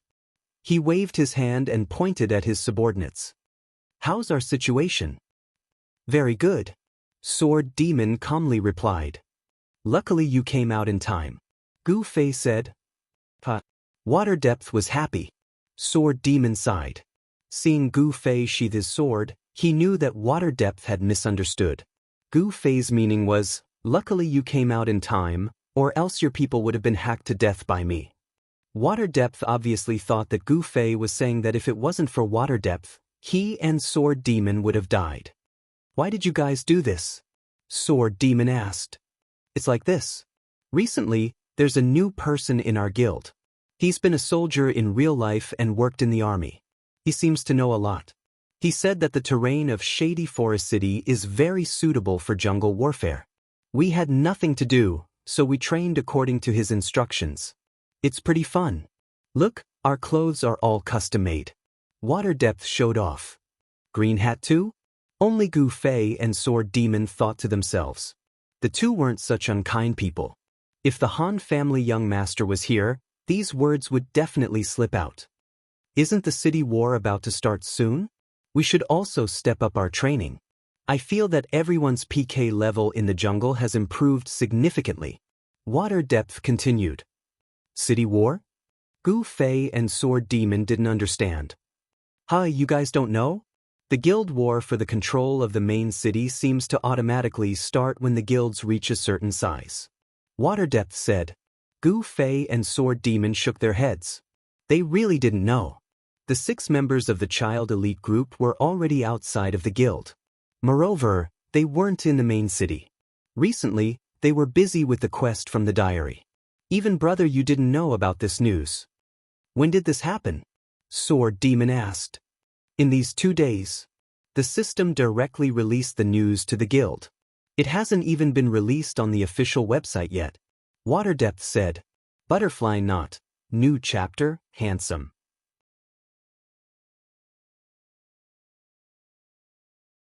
Chapter 500. Then, Water Depth recalled and explained in detail. It turned out that the day before yesterday, when the various guilds were doing some guild quests in the guild building, they all received a letter from the system.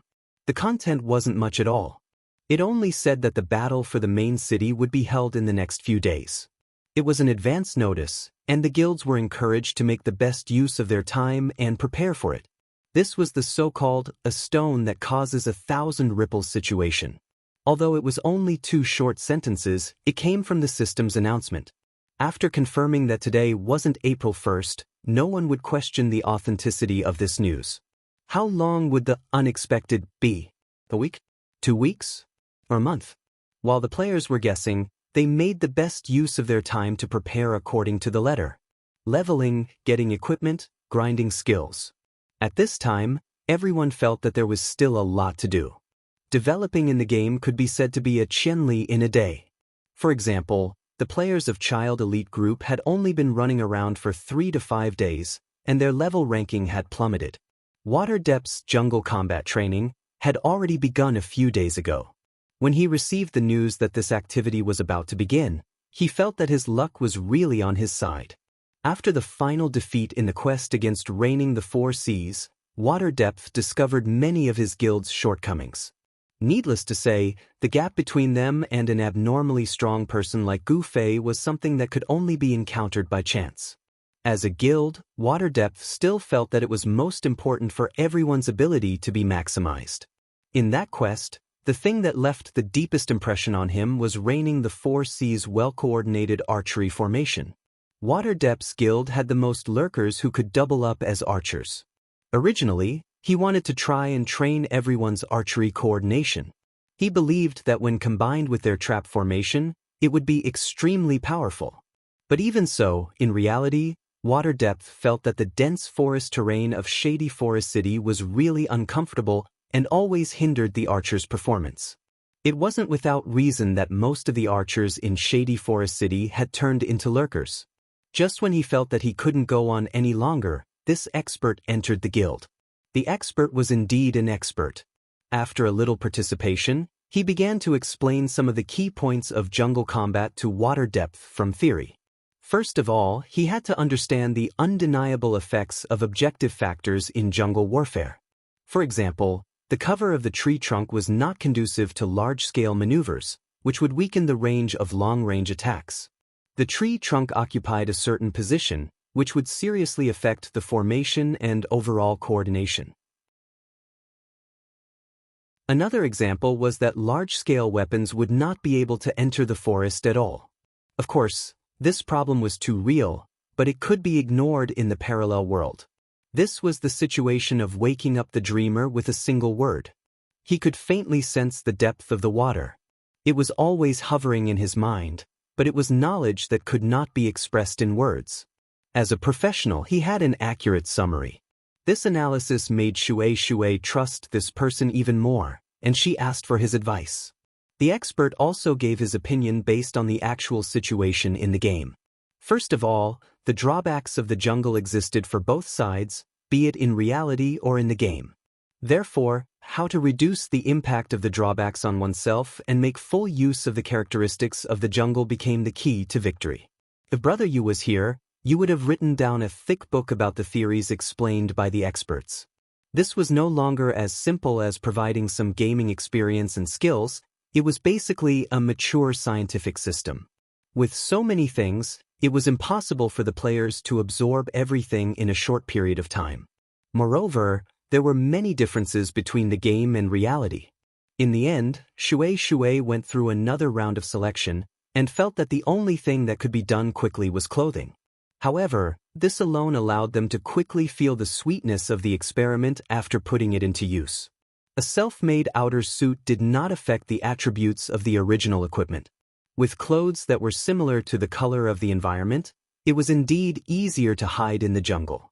Another reason was that it was impossible to determine the class of the opponent at first glance based on the attire, so they had to use identification. This was the difference between the game and reality. The players in the game had completely different classes, and each class had different ways of PK.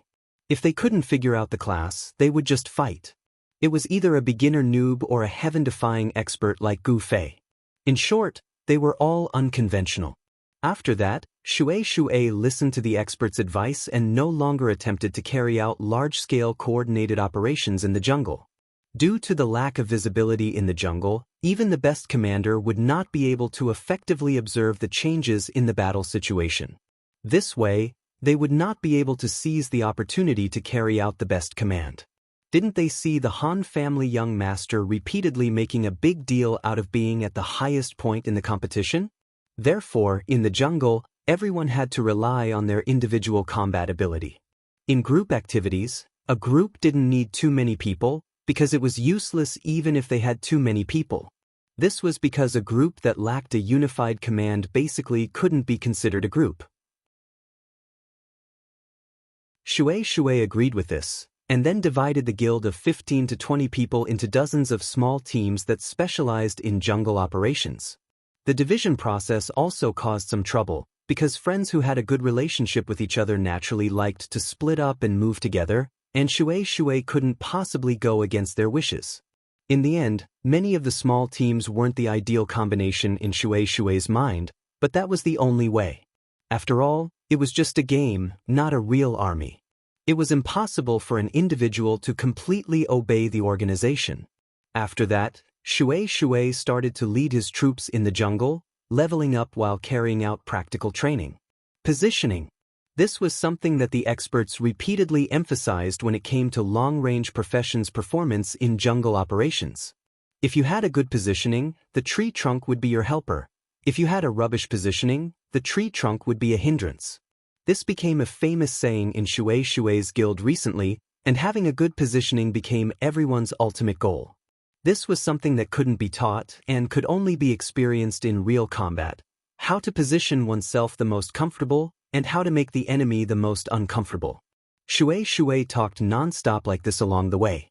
Everywhere they passed, Shui's subordinates would stand up and look at them. After many days of training, he didn't know how much other things had improved, but his personal discipline had improved, and he had the demeanor of a soldier. But according to T-Bai, Gu Fei and Sword Demon weren't very interested in what he was talking about. As for Gu Fei, his individual combat ability was already at the peak, and he could even take on a whole team by himself. As for Sword Demon, he came with a goal, not to mention that he wasn't the guild leader anymore, so he didn't have much time to study how to coordinate and command a team. Gu Fei saw that Shui was so excited that he forgot to ask why the two of them were looking for him. In this kind of situation, with Sword Demon's personality, he really couldn't open his mouth, so he had no choice but to give them a push. What? Shui spoke along the way, and the two only listened and didn't speak. They were feeling a little lonely, and when they saw that Gu Fei seemed to have a problem, they were happy and immediately turned around. Looks like you're quite busy, so we won't disturb your parade. We'll be leaving first. Gu Fei was hinting to advance by retreating. If it was a normal person, of course they would have reacted and immediately asked, "Right, why are you guys here?" However, Shui was a passionate person, and when he was happy, he wasn't a normal person. He said, I haven't introduced Old Duan to you guys yet.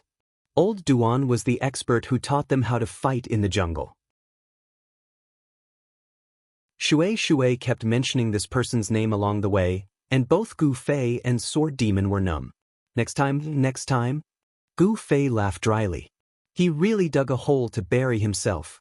This comrade Shui had completely short-circuited today. Does he even know how to be a human? We're about to leave. Do you dare to ask why we're here?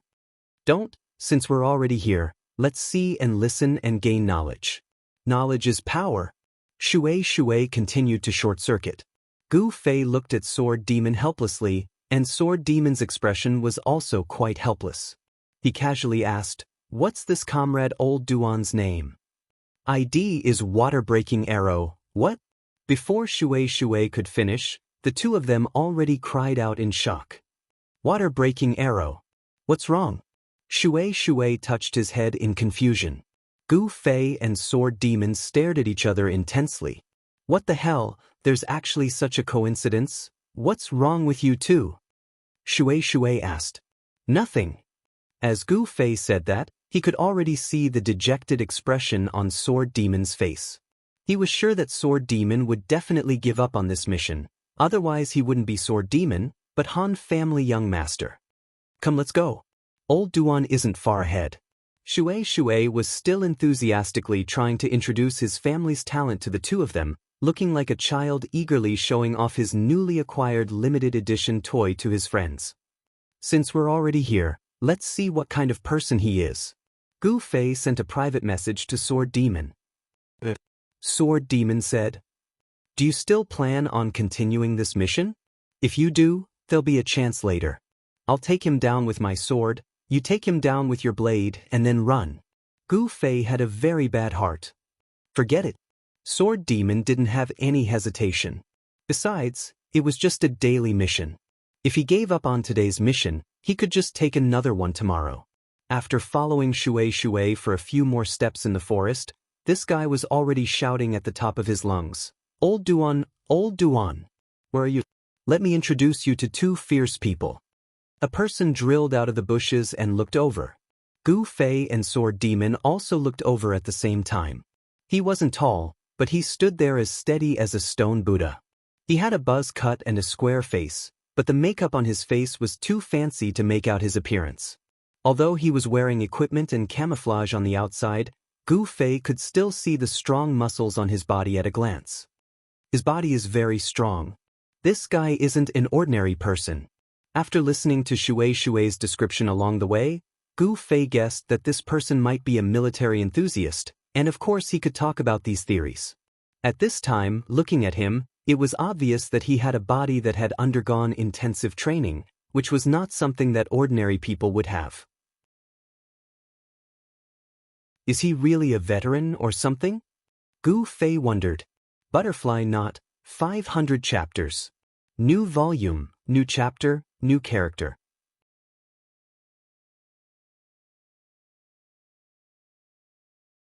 Chapter 501. Come. Water Depth enthusiastically waved at Old Duan, then greeted Gu Fei and Sword Demon. His attentive attitude was comparable to that of a professional matchmaker. "This is Comrade Old Duan that I've been telling you guys about." Water Depth first introduced Broken Arrow to Gu Fei and Sword Demon. "Hello." Broken Arrow first shook hands with Sword Demon, then extended his hand to Gu Fei. "Hello." "Hello." Gu Fei stretched out his hand to shake hands with him, his eyes quickly swept over the other's hand. When he raised his eyes, the water-breaking arrow's gaze also moved away from his hand. Gu Fei smiled slightly and let go of his hand. "These two." Water Depth's voice suddenly rose an octave, startling the three present. "This is Sword Demon. Old Duan, if you've had any contact with him in-game, there's no way you haven't heard of his name. This is the publicly recognized #1 expert in the game, and also my good brother for many years." Water Depth introduced Sword Demon. Sword Demon hurriedly acted humble. Whatever, it was all in the past. This one. Qianli was drunk. "How is it, Old Duan, you already know who he is, right?" Water Depth said. "Oh, I know. I've heard a lot about you." Old Duan said. Clearly, in this parallel world game, Gu Fei's reputation was much greater than Sword Demon's, and as time passed, his name became less and less of a secret. Seeing Water Depth's excited expression, Gu Fei now knew that introducing Old Duan to the two of them was a child's way of showing off. On the other hand, introducing the two of them to old Duan was also a way of showing off, this guy. At this time, water depth had had his fill and finally returned to a normal person's mentality. He looked at the two of them and said, "Oh right, why did you guys come looking for me?" "It's nothing. I just passed by Shady Forest City and came to see you. I wanted to say that if you're not busy, we can get together. But looking at you, you seem to be quite busy." The sword demon said, "That's right. We still don't know what this city war is about, so we need to hurry up and study it. Once we become the lords of this city, you can come back and let me properly play the role of a host." Deepwater put his hand on the sword demon's shoulder and said with a smile, all right, we'll be leaving first." Sword demon bid farewell to Deepwater. "Take care, I won't send you off." Deepwater waved goodbye to the two and immediately dove into the bushes, continuing to study jungle warfare with his soldiers. "That water-breaking arrow isn't an ordinary person," Gu Fei said to the sword demon as he watched them walk away. "What? His body is very strong, his knuckles are thick, and his skin is rough." Gu Fei said, What does it mean?" Sword demon said, He's trained to an extraordinary level." Gu Fei said, "No, the few characteristics you mentioned, I think some people who engage in heavy physical labor will have them. For example, migrant workers." The sword demon said, "The main point is his handshake." Gu Fei said, "His strength is neither too big nor too small, it's just right. This shows that he has considerable control over his strength. This is definitely a quality that can only be developed through specialized training." "Really? How come I didn't notice?" The sword demon looked at his right hand. It was also the one that shook water-breaking arrow's hand. He didn't feel that water-breaking arrow's handshake was any different from an ordinary person's. Of course, this is also something that needs to be felt by people who have been specially trained. Gu Fei said, "If that's the case, then this person must be very strong in PK." The sword demon had a tragic expression on his face. He thought of the 100 Realms of Wisdom and Gu Xian. These guys who had been trained were on a completely different level from ordinary players. "That's not necessarily true." Gu Fei said, "I see that his waist, abdomen, thighs, and neck are all obviously thicker, indicating that this guy is a strength type. If he chose to be a warrior, it may be more difficult to deal with, but he is now an archer. His advantage is agility, which doesn't match with his usual style." After such a long time in the game, Gu Fei no longer just blindly focused on Kung Fu. In this environment, he also needed to be proficient in the necessary rules of the game. How to combine Kung Fu with the game's profession, attributes, and skills was the main topic that Gu Fei was currently researching. "You can actually use Identify on people." The sword demon was very surprised. "I didn't use it," Gu Fei said. "Then how do you know he's an archer?" The sword demon said, "You heard his name, Water-Breaking Arrow. He's destined to be an archer?" Gu Fei said, "How could there be such a thing?" The sword demon wiped his sweat. "But he is indeed an archer, isn't he?" Gu Fei smiled. "That's right, he's a godly archer, but the way you judge, I'm joking. I saw the bow on his back." Gu Fei said. The sword demon was speechless. "Are you really going to give up this mission?" Gu Fei asked for one last confirmation. "Give it up." The sword demon sighed. "He's a friend with deep waters, and it's a personal mission. Have you ever thought about why the Assassin League designated him as your assassination target?" Gu Fei said. "What do you mean?" The sword demon asked. "Isn't there a saying? People do it, and the heavens are watching.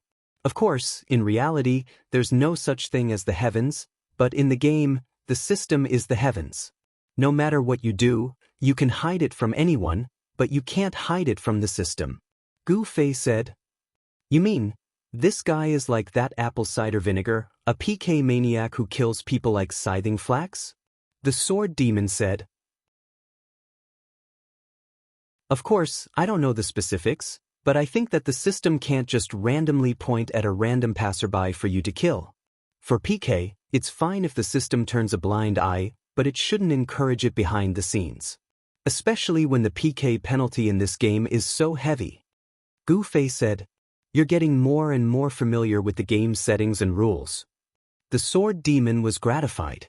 Sometimes, Gu Fei's rookie behavior really made experts like them want to vomit blood. "No, I've just seen the pain of players after being PK." Gu Fei said. The sword demon was silent for a long time before saying, "What you said makes sense. For example, a two-way mission. This kind of PK confrontation created by the system behind the scenes weakens the PK penalty. From this, you can see the system's attitude. They have a very clear understanding of PK. Also, once you die, you'll lose a level. This kind of punishment is indeed quite heavy. But this can't be helped. The parallel world isn't like the previous games, where new servers can be added every month or even every week. Newcomers can go to the new server and stand on the same starting line as other newcomers. In the parallel world, everyone is in the same world and server. New players will always be behind old players by a period of time. This kind of heavy death penalty, I think it's a kind of suppression for old players, so that we won't be too far behind new players. The difficulty of leveling up should also be set for this purpose.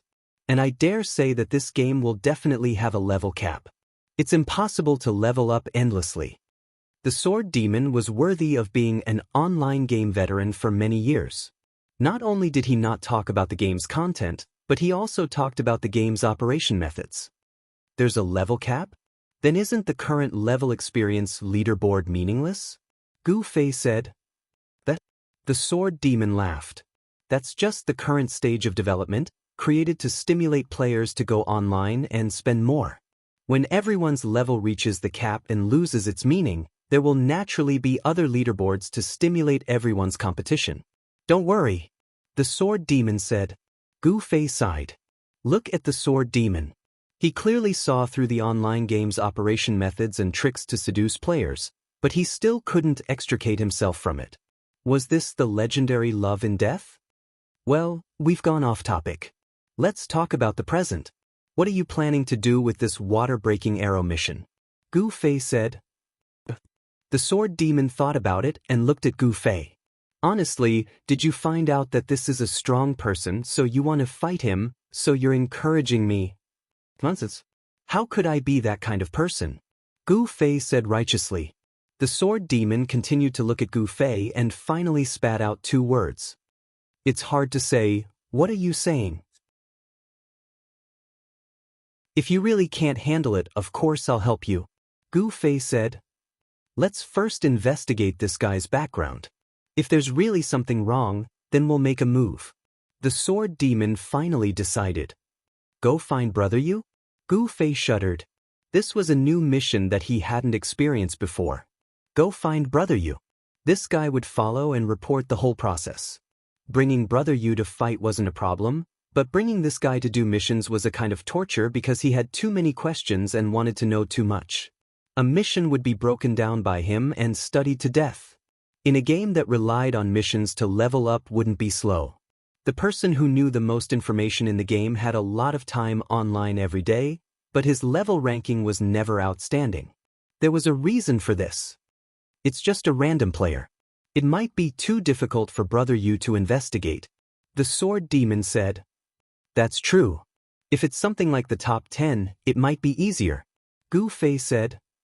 Unfortunately, he's not. The sword demon said. Of course he's not. Gu Fei also nodded. If Breaking Water Arrow was one of the top 10 archers, then as one of the top 10 Yutian Shinming, it was impossible that he didn't know. He would definitely point it out and strongly urge the sword demon to work hard to complete the mission and kill him to weaken his competitors. Then where do we start? Gu Fei looked at this experienced online game veteran. Of course we ask the people around us. The sword demon said. Go find Ku and ask. Who is that? Gu Fei was puzzled. The wife of Deep Water. Did you forget? The sword demon said. Have I seen her? Gu Fei asked. The sword demon thought about it. He didn't remember if he had introduced this girl to Gu Fei. What's the difference between asking her and asking Deep Water directly? Gu Fei asked. The difference is that they're not the same person. The sword demon replied. Won't she tell Deep Water again? Gu Fei said, that depends on what it is. This shouldn't be the case. The Sword Demon said.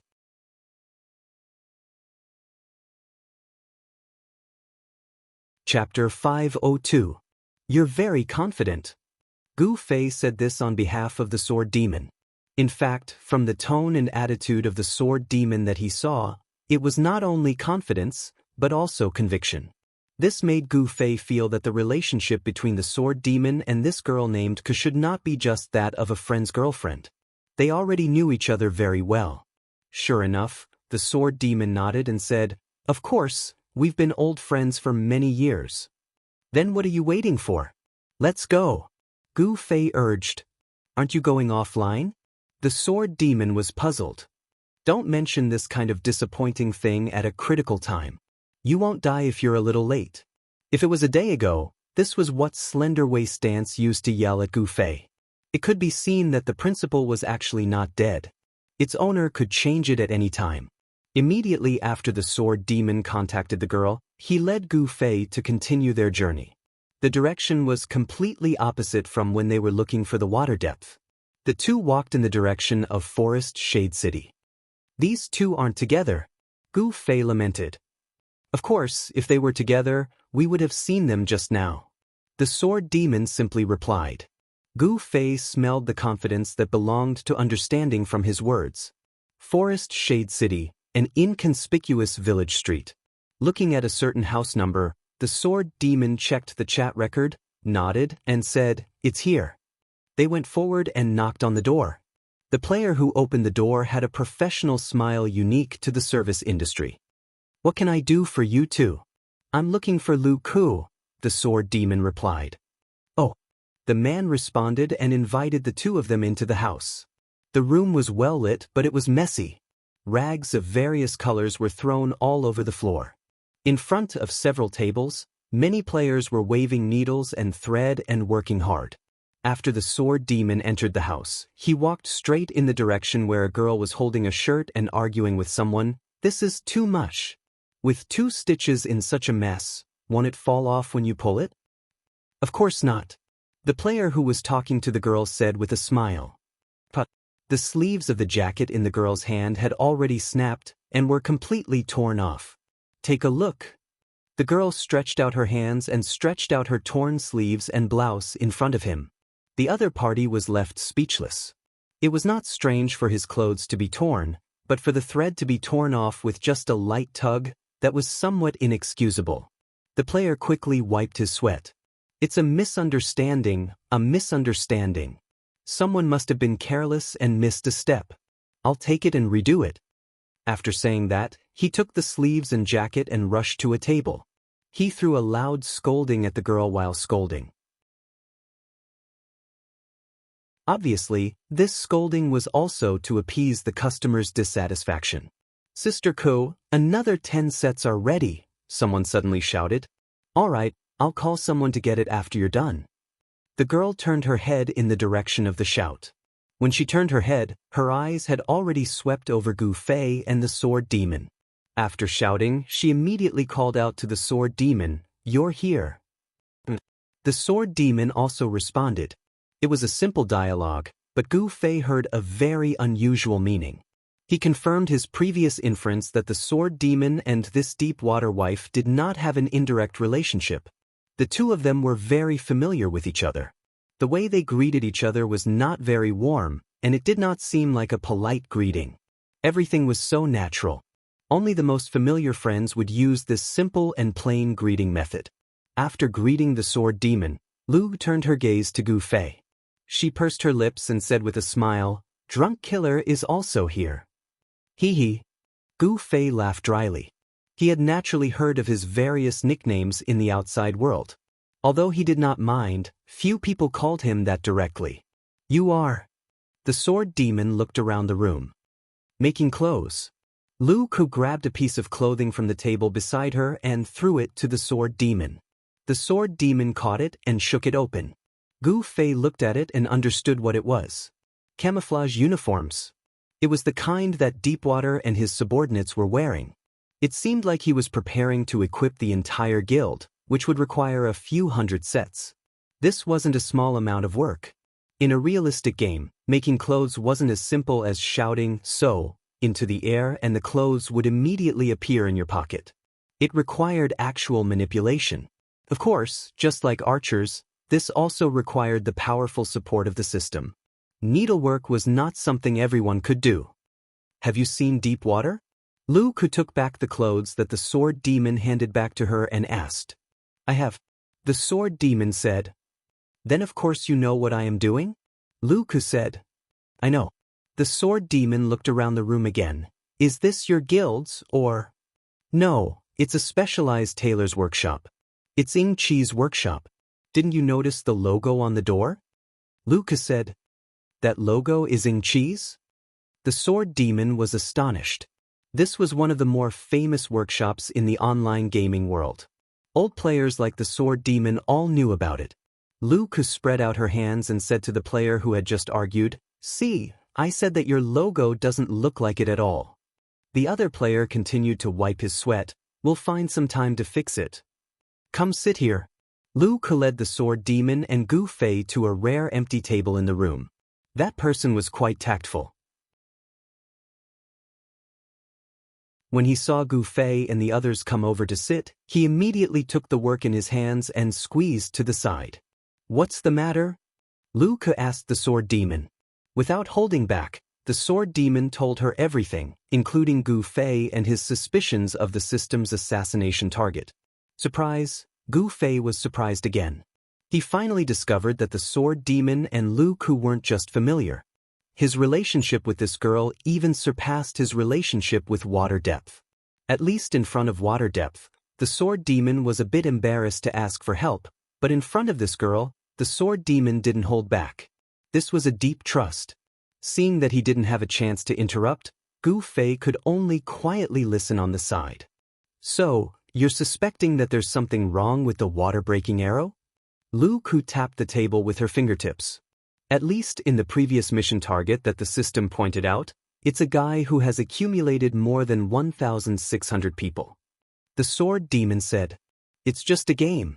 This isn't too serious a problem, right? Luke said, Behavior comes from a person's character. The sword demon said, You're too serious. Luke replied, I've told you before that some people will indulge themselves in a virtual environment like games without any scruples. This doesn't really mean anything. But at least in this world, he's not a good person. The sword demon said. Support, support. Gu Fei said to the sword demon. The sword demon patted Gu Fei. I got it. But the problem is that I'm not familiar with this person at all, and I don't know much about him. Luke said. Is that so? The sword demon felt incomparably regretful. I have an idea. Gu Fei suddenly said. The two looked at him together. Why don't you take us with you and pretend to be people from your guild? That way, we'll have a lot of opportunities to observe that guy. Gu Fei said. Is this feasible? The sword demon was a bit confused. Luke didn't say anything. Gu Fei smiled at the girl. Haven't you done this kind of thing before? What?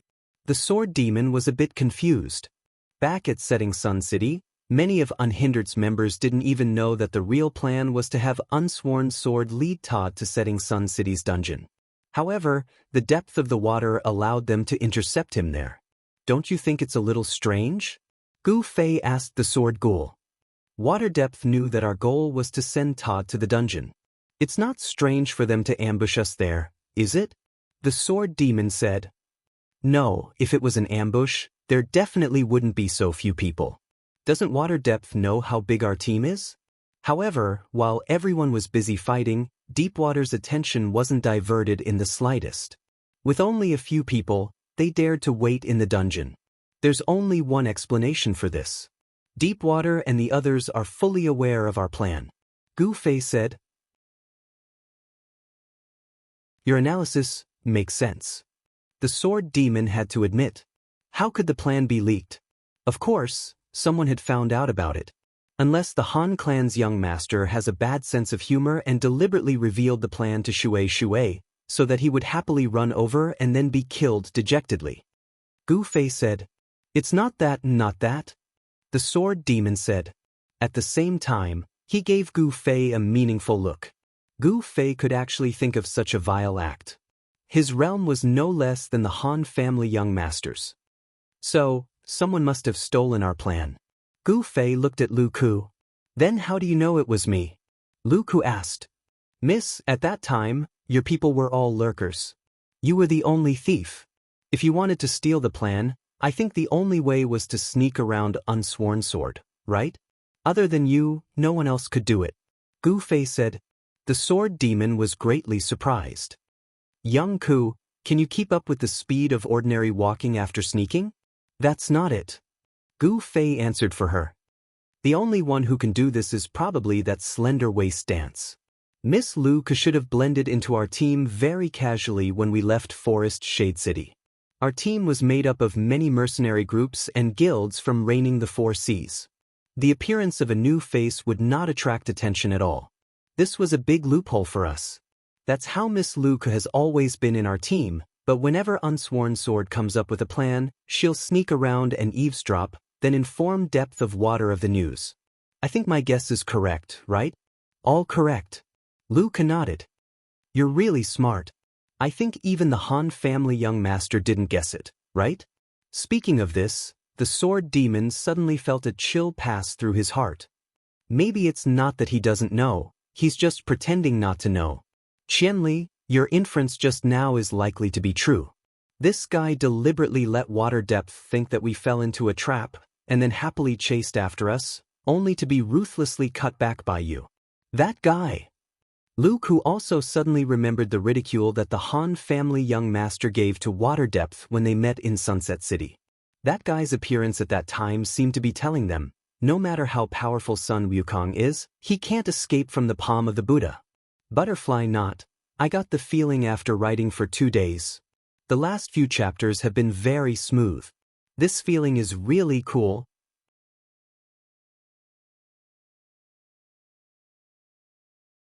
Chapter 503. Towards the Han family young master, no one had anything to say. This person's personality was so bad that he was truly a weirdo. Gu Fei had only made a bold assumption, and it turned out to be a prophecy. Now that they thought about it, it seemed more and more likely. However, no one wanted to find the Han family young master to verify it. It had already been so many days. If they only realized it now, it would only become an excuse for them to be looked down upon by him. Don't bring up the past. Sword Demon said painfully. Gu Fei nodded his head. Especially don't say it to Water Depth. Lu Ku said. Gu Fei and Sword Demon nodded their heads. The two couldn't help but think of the way Water Depth gritted her teeth when she mentioned the Han family young master. She didn't even know about this matter and already hated him to this extent. If they added oil to the fire, this guy would probably go crazy. Do you guys think my idea isn't feasible? Gu Fei first brought the topic back to the present. Do you think you guys will be able to discover anything if you secretly spy on him? Lu Ku said. It will at least be of some help, right, Sword Demon? Gu Fei said. Right? Sword Demon couldn't help but reply.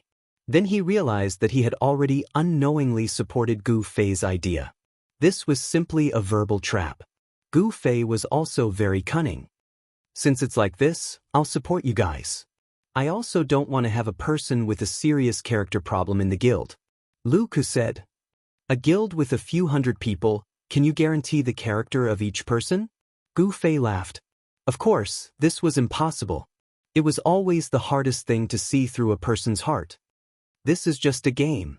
Everything is very simple. Randomly killing people, randomly stealing monsters, randomly stealing equipment, this is a bad character. At least in our guild, no one will be like this. Lu Ku said. Really? Since it's like this, then let us help you test whether or not this water-breaking arrow is someone with a bad character who randomly kills people, steals monsters, and randomly steals equipment. Gu Fei said. Okay, come on, change into these clothes. Lu Ku pointed at the pile of clothes at the side. It was the 10 sets of camouflage uniforms that she had just made. I didn't expect us to have the opportunity to try this. Gu Fei smiled at the Sword Demon, but he soon encountered awkwardness when he tried it on. Because these clothes were made by players, they didn't follow the sewing recipe in the game. So, they didn't have any attributes. When players wore these clothes, they would wear them on top of their equipment with attributes. A coat and a pair of pants. It was supposed to be very simple, but it was troublesome for Gu Fei because his equipment was a mage robe, which dragged on the ground like a windbreaker. How could a normal coat cover such a windbreaker? Gu Fei didn't know what to do and looked at Lu Ku blankly. Lu Ku looked at his embarrassed face and couldn't help but laugh. Wait a minute. Mages are specially made. Then he turned to the working players and said, I want a mage robe, add one for me. I'll make it now. Gu Fei realized that he had been teased by this girl, but at least he didn't have to use his brain to solve such a difficult problem. Gu Fei was relieved. After all, tailoring in the game didn't take as long as in reality. A set of special camouflage robes was quickly made. Gu Fei took it and put it on. He and the sword demon were like two soldiers, standing at the table and looking at each other, more or less unnatural. Then it's this. Lu Ku took out a box from her pocket and opened it. Gu Fei and the sword demon looked at it. It was a box of dark oily mud. Wipe it on your face. Lu Ku looked at the two of them and smiled. The two of them looked at each other. For a guild as harmonious as ours, it's too easy for a stranger to be recognized. But now that we have this special disguise, even acquaintances might not be able to recognize us at a glance. You two have to wipe it on. Lu Ku said. Gu Fei and the sword demon remembered that Deepwater and the players in his guild did indeed smear their faces like ghosts. When they first met, they indeed couldn't recognize Deepwater at a glance. The magical effect that Lu Ku mentioned wasn't fake. Helpless, the two of them could only grab the green mud and smear it on their faces. While smearing it, Gu Fei asked, What is this made of? I don't know the specifics, it's also custom-made. I found that there are a lot of talented people in this game. As long as you can think of it, there's nothing they can't make. This game really does have the raw materials. Right now, the big studios are very optimistic about this business and are trying to recruit talents in this area. This game is becoming more and more like a world. Lu Ku said. Oh. Gu Fei and the sword demon replied as they grabbed the thing and smeared it on their faces. Then they looked at each other and asked, How is it? Let me take a look. Lu Ku called out to the two of them and looked them up and down. Then she clicked her tongue in wonder and said, I won't hide it from you two. If you two run in front of Breaking Arrow like this and he sees you, he'll definitely be suspicious. But the two of them were surprised. Don't you two feel that what you smeared is different from what Deepwater and the others smeared? Lu Ku said. The two of them thought back. Their faces are smeared a bit more? Gu Fei said.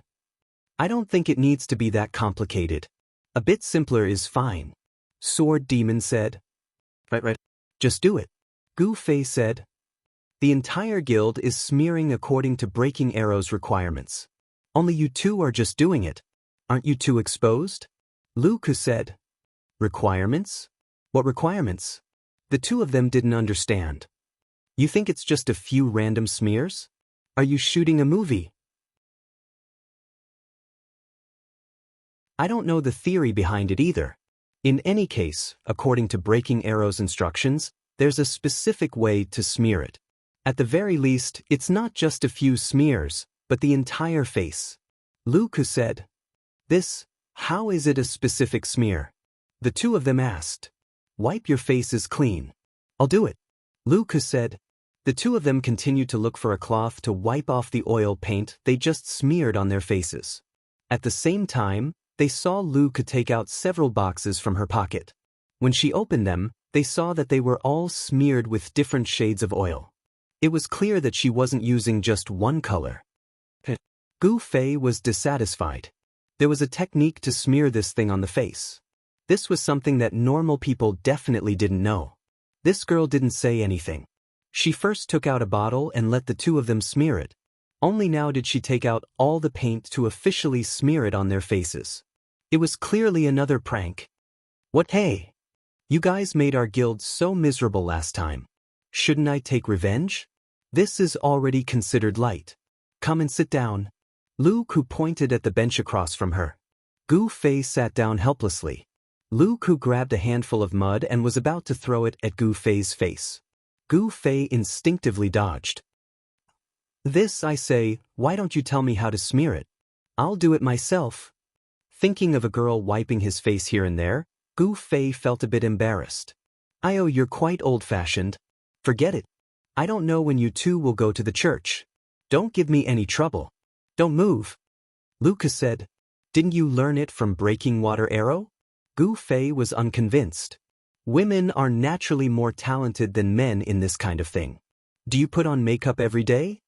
Lucas said. Gu Fei was instantly speechless. Then, Luca had already smeared a handful of mud on his face.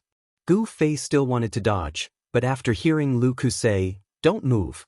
If you ruin it, you'll have to start over again. He finally didn't dare to resist anymore. Luca's technique was indeed skilled. Before long, she had already taken care of Gu Fei. Then, she went to smear the sword demon. Gu Fei sat to the side. Even his lips had been smeared. They were dry and astringent. It was very uncomfortable. The sword demon, who had been smeared, didn't feel good either. The two stared at each other, not knowing what to say. Looking at the other's face, they wanted to cry and laugh at the same time. In the end, they heard Luca's satisfied voice say, not bad at all. All right, you two sit here for a while. In a while, help me move the clothes to meet up with Deepwater and the others. Luca said as she put away the oil on the table. Then, she went over to continue supervising the players who were rushing to make the clothes. Hey! Gu Fei sent a message to the sword demon. Why did you send a message? The sword demon replied.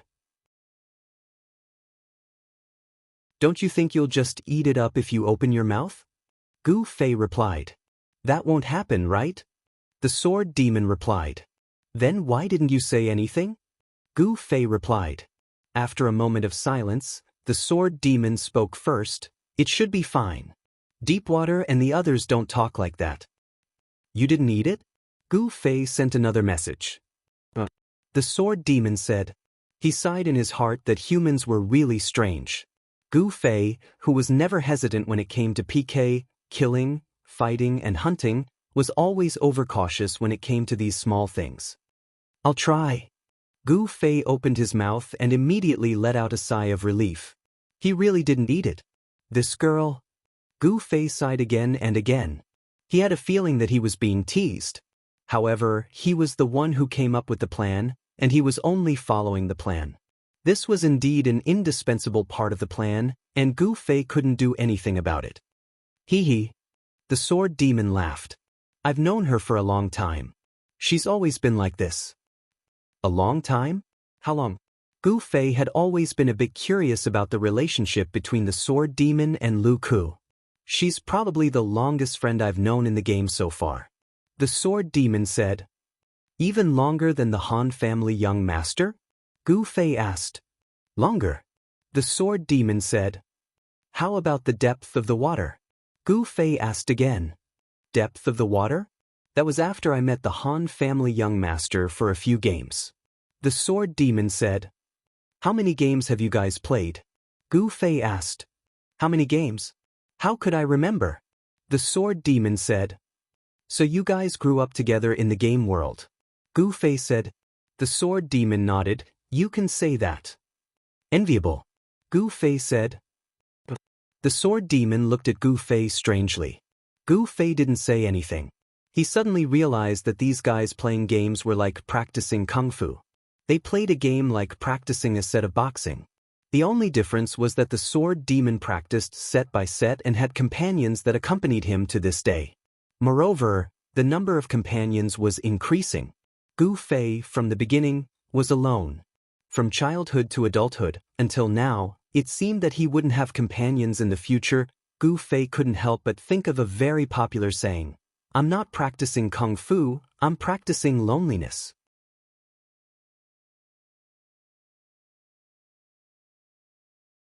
Chapter 504. Sword Demon didn't know that his words had evoked Gu Fei's melancholy. In addition, both of their faces were smeared like ghosts, so he couldn't see their expressions. Seeing that Gu Fei was silent, he didn't say anything more. Gu Fei just sighed with emotion. That was all. What he felt was only sadness and powerlessness towards the decline of Kung Fu. "Hey, you two, get ready to go." Lu Ku was already calling out to the two. The two quickly got up. "Put away your clothes and cover your face. You guys aren't planning to parade around like this, are you?" Lu Ku said to the two. The two took off their clothes and put them in their pockets. They also put on masks on their faces and found hats to put on their foreheads. There were many people dressed like this now, so it wasn't uncommon. But the people in this room saw everything. Gu Fei said, "It's not their business. Who would be so bored?" Lu Ku didn't think much of it. She pointed to the two big sacks on the ground. "One for each of you. Carry them and follow me." The pockets on the player's equipment were affected by the number of slots and weight. If it exceeded the number, it couldn't be stuffed anymore. For large-scale mining like Lu Ku, she had to use this unconventional method of carrying things by hand. Gu Fei had also used this method before. In the past, when he killed monsters, he couldn't put the things in his pockets, so he used the sacks to carry them back. It was only after playing the game for a long time that he had some knowledge of the game. He didn't collect all the garbage. He hadn't done this job for a long time. Sword Demon didn't say anything. He went forward and carried one. Gu Fei also went over and took one. He struggled to lift it. Although it was difficult, he finally dragged it off the ground. He staggered to keep up with Sword Demon's pace. "Yo, you're a little mage, but you're quite strong," Lu Ku said in surprise. Gu Fei gritted his teeth and looked at Lu Ku. It seemed that this girl wanted to see him make a fool of himself again. Her resentment towards him was quite deep. However, he couldn't let it go on endlessly. Gu Fei secretly thought that if this girl schemed against him again, he would have to think of a way to teach her a lesson. Just as he was thinking about this, he suddenly felt the weight on his hand lighten. He turned his head and saw that the other end of the sack had been lifted by Lu Ku. She looked at him and said, "I'll help you lift it now. When we enter the forest later, you have to work hard. Otherwise, people will think that I'm stupid, and it won't be good for your plan." Gu Fei responded. He understood what Lu Ku meant. Of course, she had pulled a strong man here to do this heavy work. In the end, she had found a guy who couldn't even lift things. If this wasn't a moron, then what was? It was easy to attract a lot of unnecessary attention. Gu Fei and the Sword Demon didn't want to attract too much attention. "Right? We don't have a guild badge. What should we do?" Sword Demon suddenly said. "That's it for now. I'll get you two later." Lucas said. "How?" Sword Demon was puzzled. Of course, the two couldn't really join their guild. Otherwise, their names would be exposed. But the guild badge was a forbidden item that couldn't be traded. Lu Ku couldn't take someone else's badge and give it to them. "You should have confidence in the piracy industry." Lucas said. "This can be done?" Sword Demon was surprised. "Normal people can't do it. The structure and pattern are very complicated. There won't be any system assistance. Normal life profession players definitely can't do it. But the more normal people can't get it, the more business opportunities there are, right?" Lu Ku said.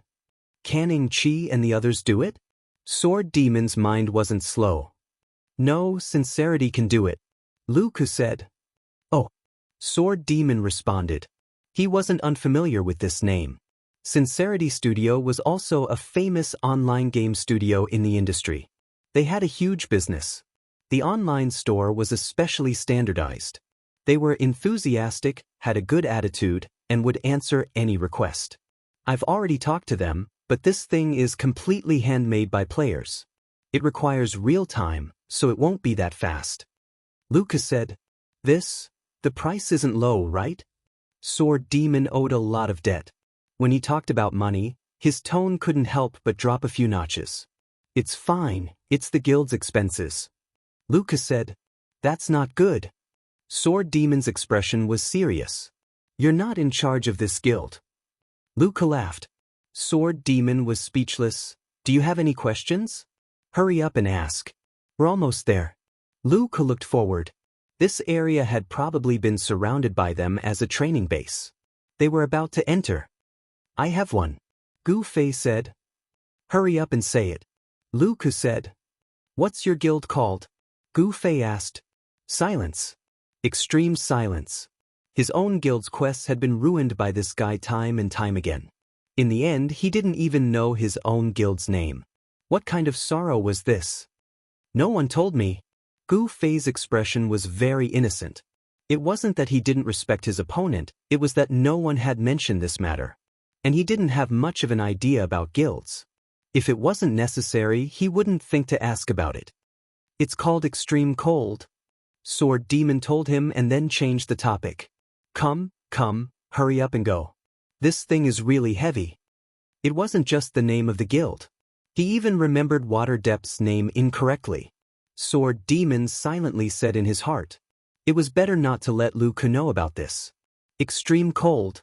Don't remember it wrong. Lu Ku wanted to come up and pull Gu Fei's ear. No, my memory is very good, Gu Fei said. Sword Demon blushed with shame for him. At the same time, he felt sorrow for Water Depth once again. After walking forward a bit, Lu Ku let go of the sack. It's about time. You two put on your clothes. Use a bit more strength. It's a bit strenuous. Sword Demon, do you have any equipment that adds strength? Give me a few first.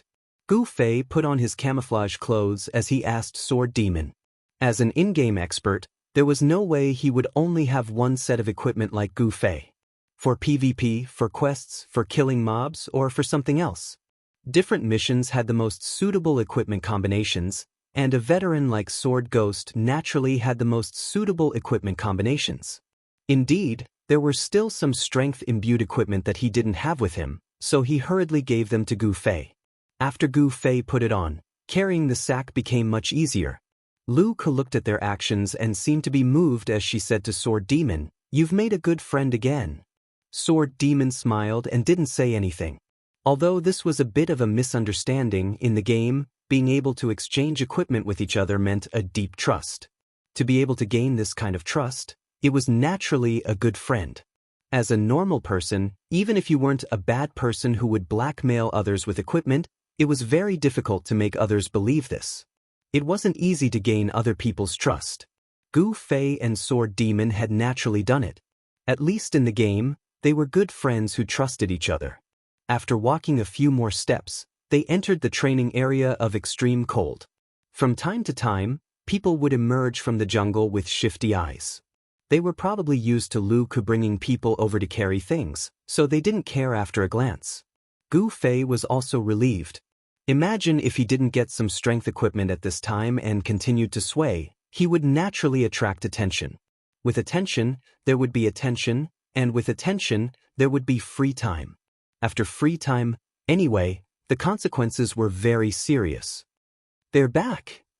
After walking for a while, a group of people emerged from behind a tree in front of them.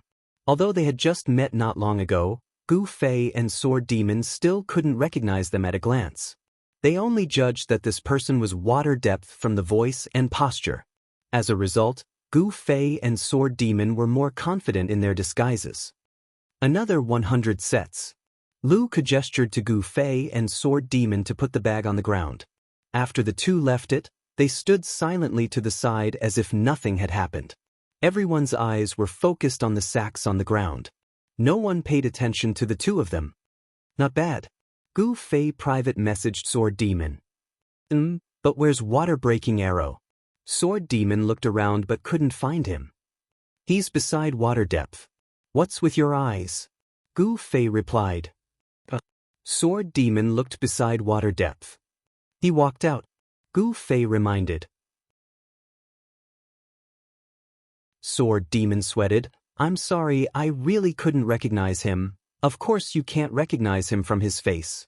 Pay attention to his body shape. Gu Fei said. I don't have professional eyes. Sword Demon replied. Water-breaking Arrow was indeed the one beside Water Depth. At this time, he was busy opening 2 sacks. The 4th batch of clothes is here. Those without clothes, come and get them. Water Depth said in the channel. It was as if a wild beast was moving its home. The entire forest was filled with noises. Countless birds were startled and heads were moving. This group of people that just came out had their faces smeared. They didn't wear clothes that were as psychedelic as their faces. They looked very out of place.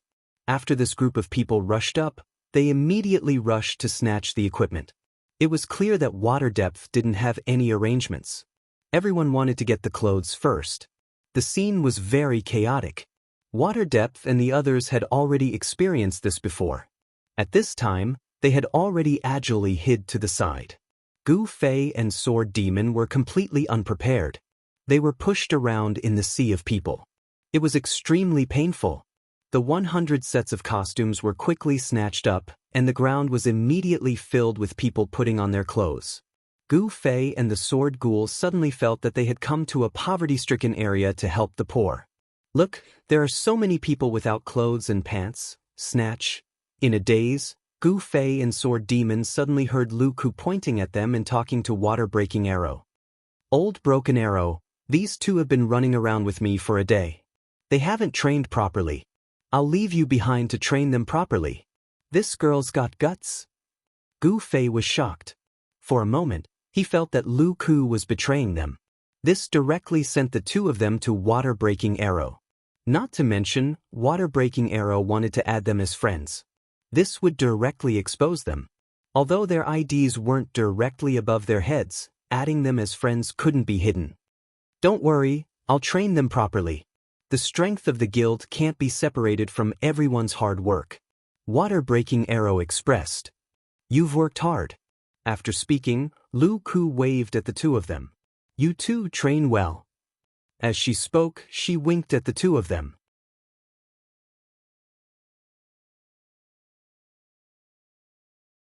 Chapter 505. Gu Fei looked at Lu Ku in surprise. She turned around and casually greeted the two before leaving. He looked at Sword Demon next to her. Tragedy. Facing such a big face, Gu Fei couldn't tell if Sword Demon's expression was shocked or calm. Gu Fei had already experienced the horror of this kind of disguise. The face was extremely asymmetrical because of the strong colors. So many obvious emotions could be seen at a glance. On this face, there was only one word: ferocious. Seeing that Broken Water Arrow was already coming towards the two, Gu Fei hurriedly sent a message to Sword Demon. What if he wants to add us as friends? Of course, refuse. Sword Demon replied while looking at Gu Fei strangely. This question was so retarded. If he added them as friends, his ID would be exposed. Wouldn't that expose him? Refuse. Isn't that too suspicious? Why find a reason? Gu Fei said, My friends list is full. Sword Demon replied. Is that okay? Gu Fei was surprised. Of course, the game has been open for so long. It's rare that the friends list isn't full. Sword Demon said.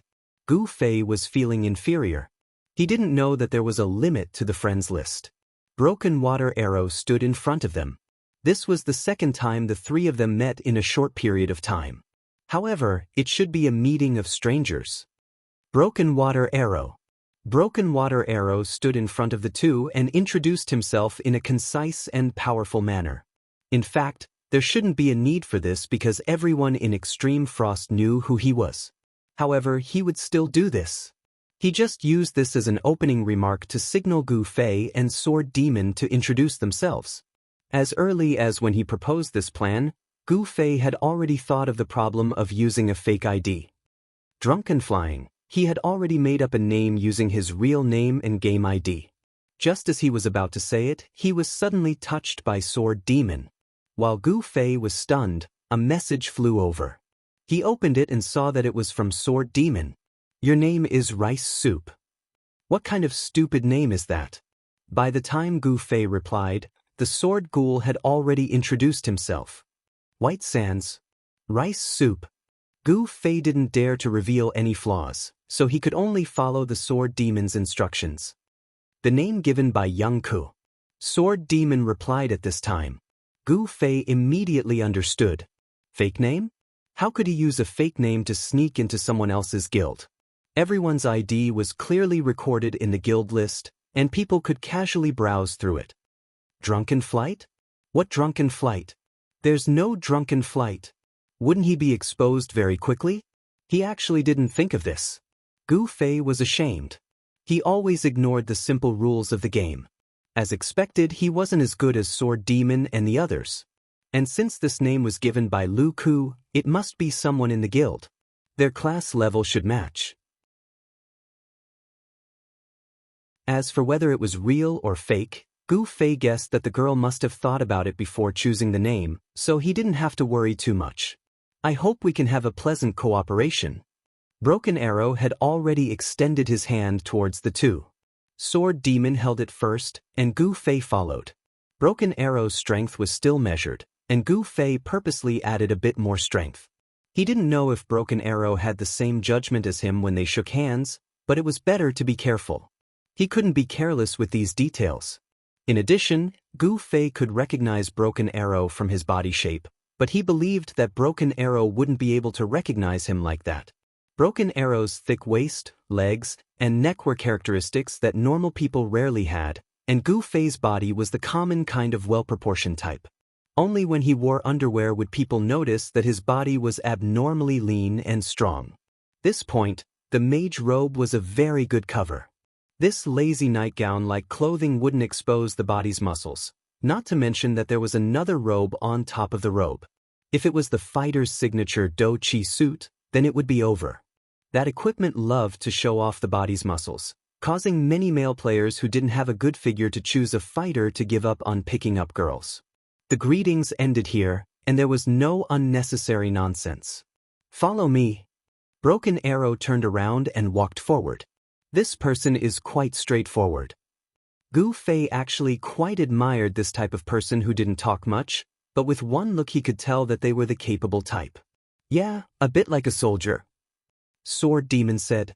I don't know, I've never dealt with a soldier before. Gu Fei said. Okay. I haven't either, I imagined it. Sword Demon was honest. Most normal people didn't have this kind of experience. The ones they had seen were mostly soldiers who had retired from the army for many years. Their edges had been ground away by life, and they were no different from normal people. Everyone's impression of this type of person could only come from movies and television. From this point of view, Broken Arrow was in line with the image of a resolute soldier. Every step he took gave people a feeling of cleanliness. Let's not talk anymore, let's keep up.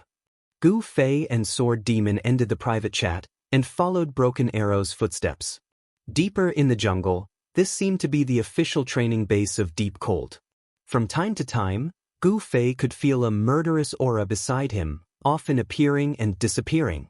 Obviously, it was a glimpse of someone in the process of hurriedly running. From time to time, there was the sound of arrows whistling through the jungle. From the side of Broken Arrow's face, Gu Fei saw that every time there was this sound, he couldn't help but slightly frown. Even if his face was smeared, the frown could still be seen. Looks like he's not very satisfied with this training. This guy, does he really take this seriously? Gu Fei thought. Profession.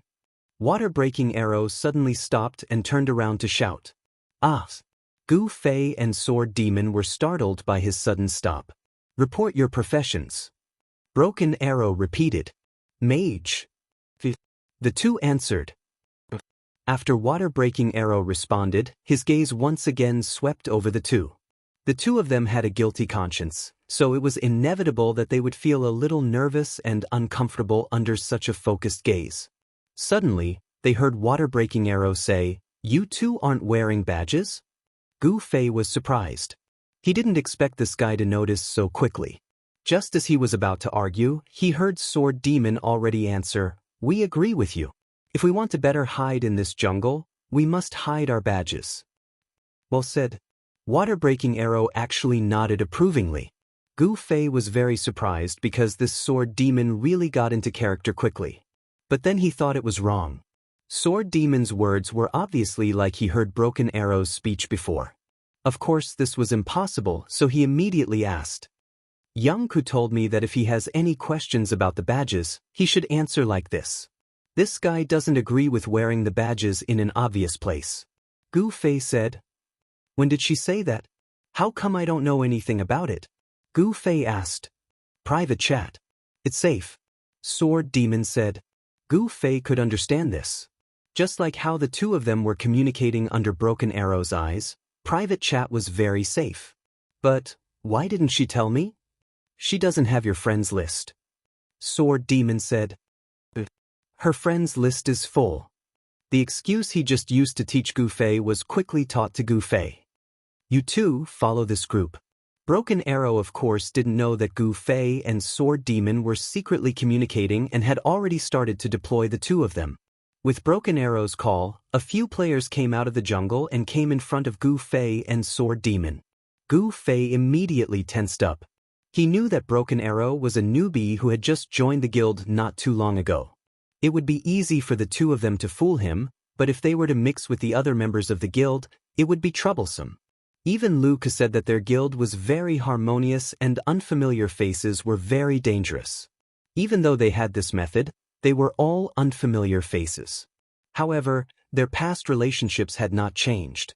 If they were to meet face to face, what if these people in front of them were brothers who had gone on quests with rice soup and white sand, killed people together, drank with them, and drank with them? Wouldn't they see through them on the spot? Just as he was worrying, those brothers had already come up to size up the two of them and carefully asked, "Who are you?" Ever since the whole guild had this disguise, if they weren't extremely familiar with each other, they wouldn't recognize each other. Rice soup. Now that things had reached this point, Gu Fei could only brace himself and pray that these people weren't familiar with rice soup. White sand. Sword Demon also replied. Oh! The person on the other side called out, causing Gu Fei's heart to jump. Then he saw him clap his hands. So it's the two that joined recently, welcome welcome. When Gu Fei heard that he was pretending to be a newcomer that the other party wasn't familiar with, wasn't this a good opportunity to act freely? He was overjoyed, and when he looked at the sword ghost, he was also relieved.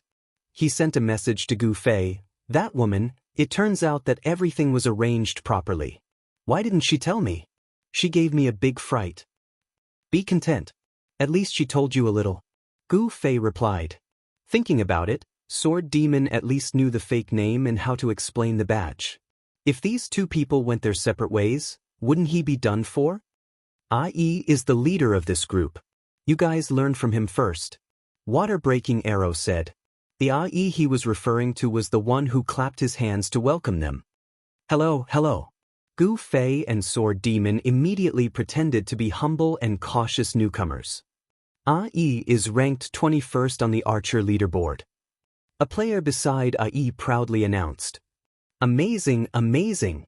Gu Fei and Sword Demon praised. Other than the president, IE is the best trap technician in our guild. Another player promoted to his friend. Admirable. Gu Fei and Sword Demon continued to praise. Ha, what a bunch of ignorant brats. Suddenly, a voice came from the forest.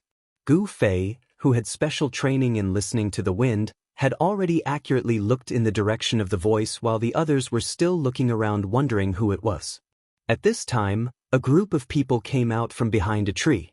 To be honest, there wasn't much to describe. Everyone knew what they were wearing. Yo, I was wondering who it was. So it's one of the 7 idlers of Yulin. Someone beside IE looked at this group of people strangely. Sword Demon and Gu Fei looked at each other. Gu Fei sent a message to Sword Demon. You said it was a harmonious guild? It can't be helped. Where there are people, there will be conflicts. Sword Demon replied. Let's wait and see. Agreed. Butterfly Knot. The chapter number was wrong for 3 days in a row. What a tragedy. Why didn't anyone find out? Comrades, you disappoint me so much.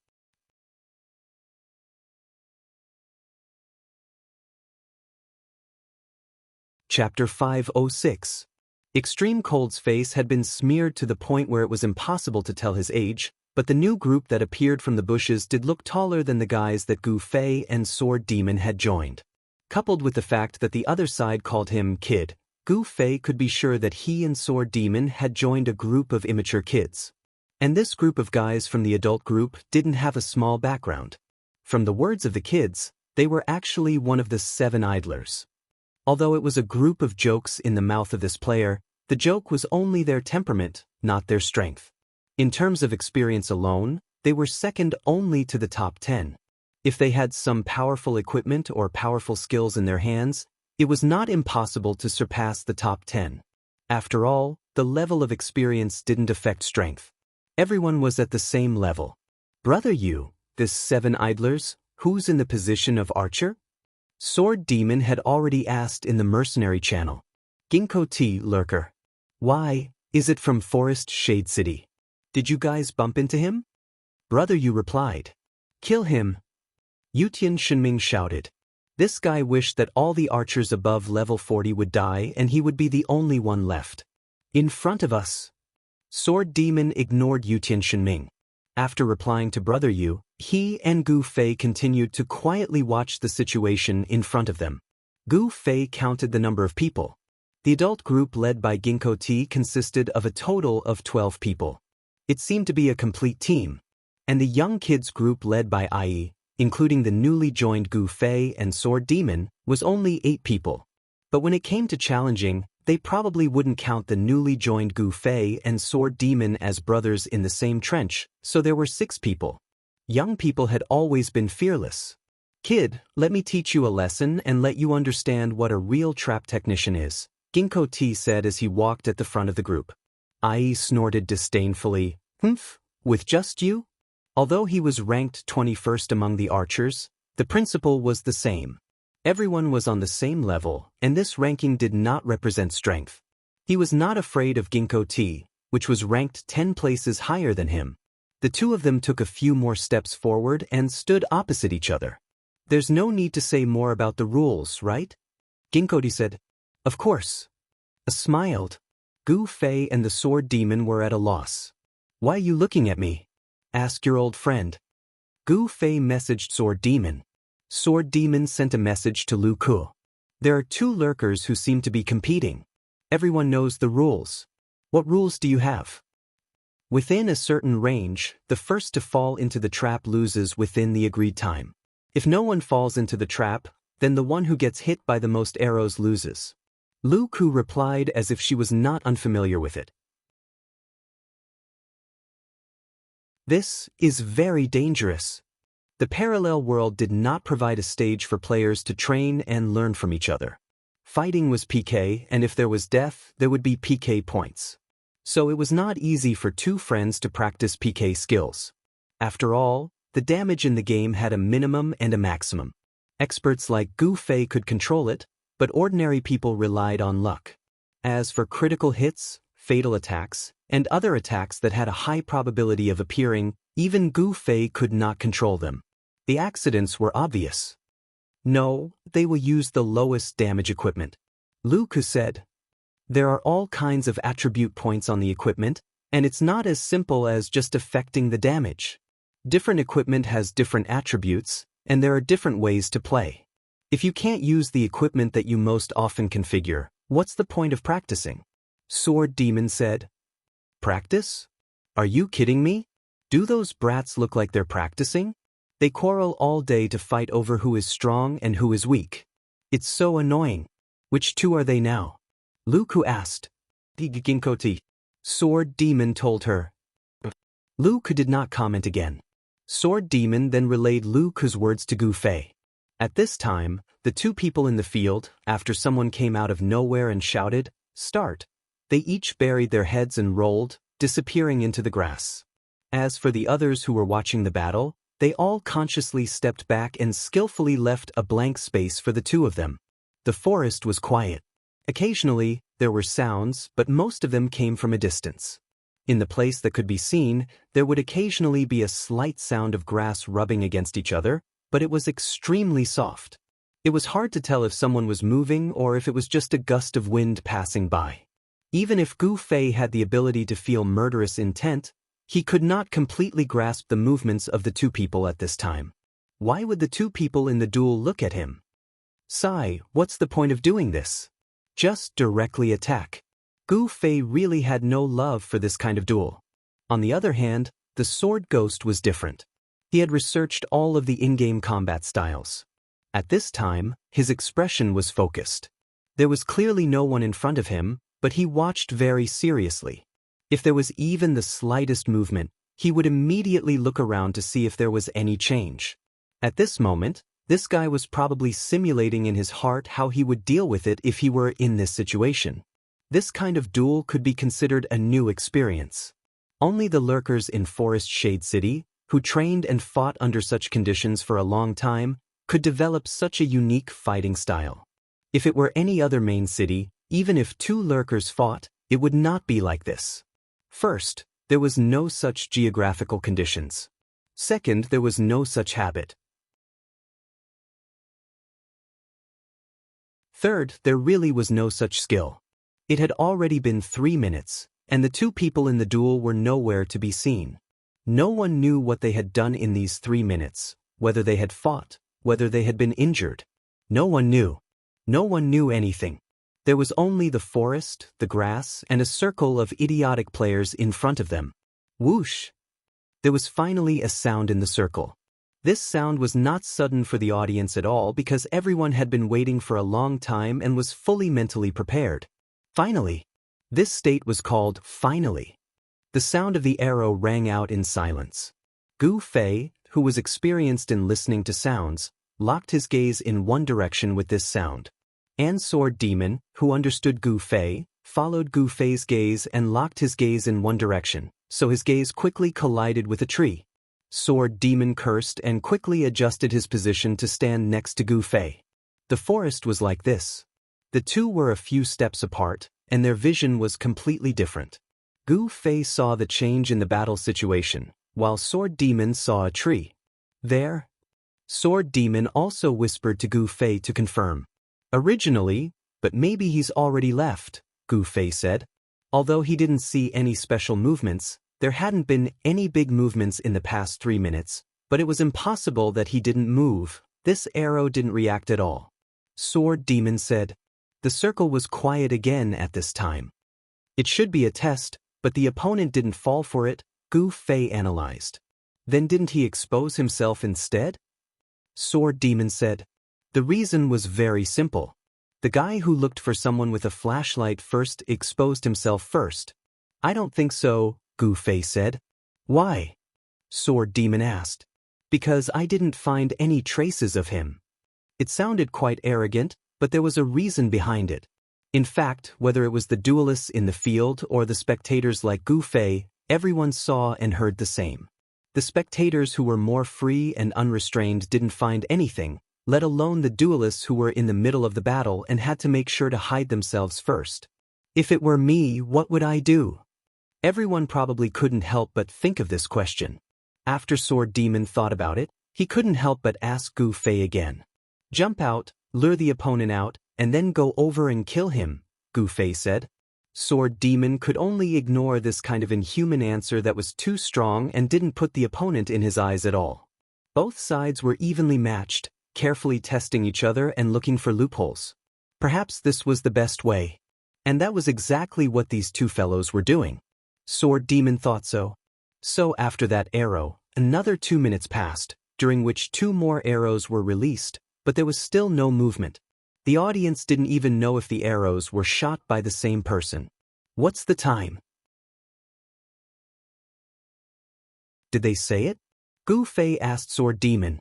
In his memory, the other said, no need to say the rules, and then started. Didn't they say to set a time? Why didn't they set a time? They didn't say it. Could it be that these two people often fight and it's a convention? Sword Demon guessed. If there was a unified time rule, Lu Ku would have told him just now. Gu Fei could only mutter to himself, how long are they going to fight? While muttering, he glanced at the water-breaking arrow over there. Gu Fei still paid attention to this guy's actions from time to time, but the water-breaking arrow was like an ordinary audience, nothing particularly noteworthy. As for Sword Demon, he forgot about this matter at this time and focused on watching the duel. Obviously, Sword Demon wasn't a player who was very enthusiastic about quests. Quests were just a way for him to improve himself. And this kind of rare duel in front of him was very helpful for him to improve his combat experience. Sword Demon was more interested in this than in the daily quests. And at this time, the referee who announced the start of the battle suddenly shouted, "Last 10 seconds. 10 9. Everyone suddenly began to shout the countdown, and the atmosphere suddenly became lively. Gu Fei and Sword Demon were a bit confused. It ended just like that? Was the outcome already decided? Were these two really two amateurs and couldn't see anything? 6, 5, 4, 3. Just as everyone shouted 3 in unison, there was suddenly a series of sounds that sounded like some kind of mechanism jumping in the field. It was continuous and rapid, with the center of the field as the core, unknown things scattered around with the sound. What is this? Sword Demon shouted in surprise. There was already something flying in front of them. Gu Fei put his sword in his pocket and pulled it out, but he touched nothing. At this time, he was wearing camouflage outside, but the equipment pocket was inside. Quick dodge. In a hurry, Gu Fei used a difficult method and pushed Sword Demon, and the two flew to the ground. What is this? There was a cry of surprise. You're tuning in to the Passion Pages YouTube channel. We're so grateful for your support, and don't forget to subscribe to join us on this incredible journey through captivating stories. Your generosity through donations truly makes a world of difference, as it's the primary source of revenue that allows me to expand and enhance this channel for you. Thank you from the bottom of my heart for being a part of this adventure.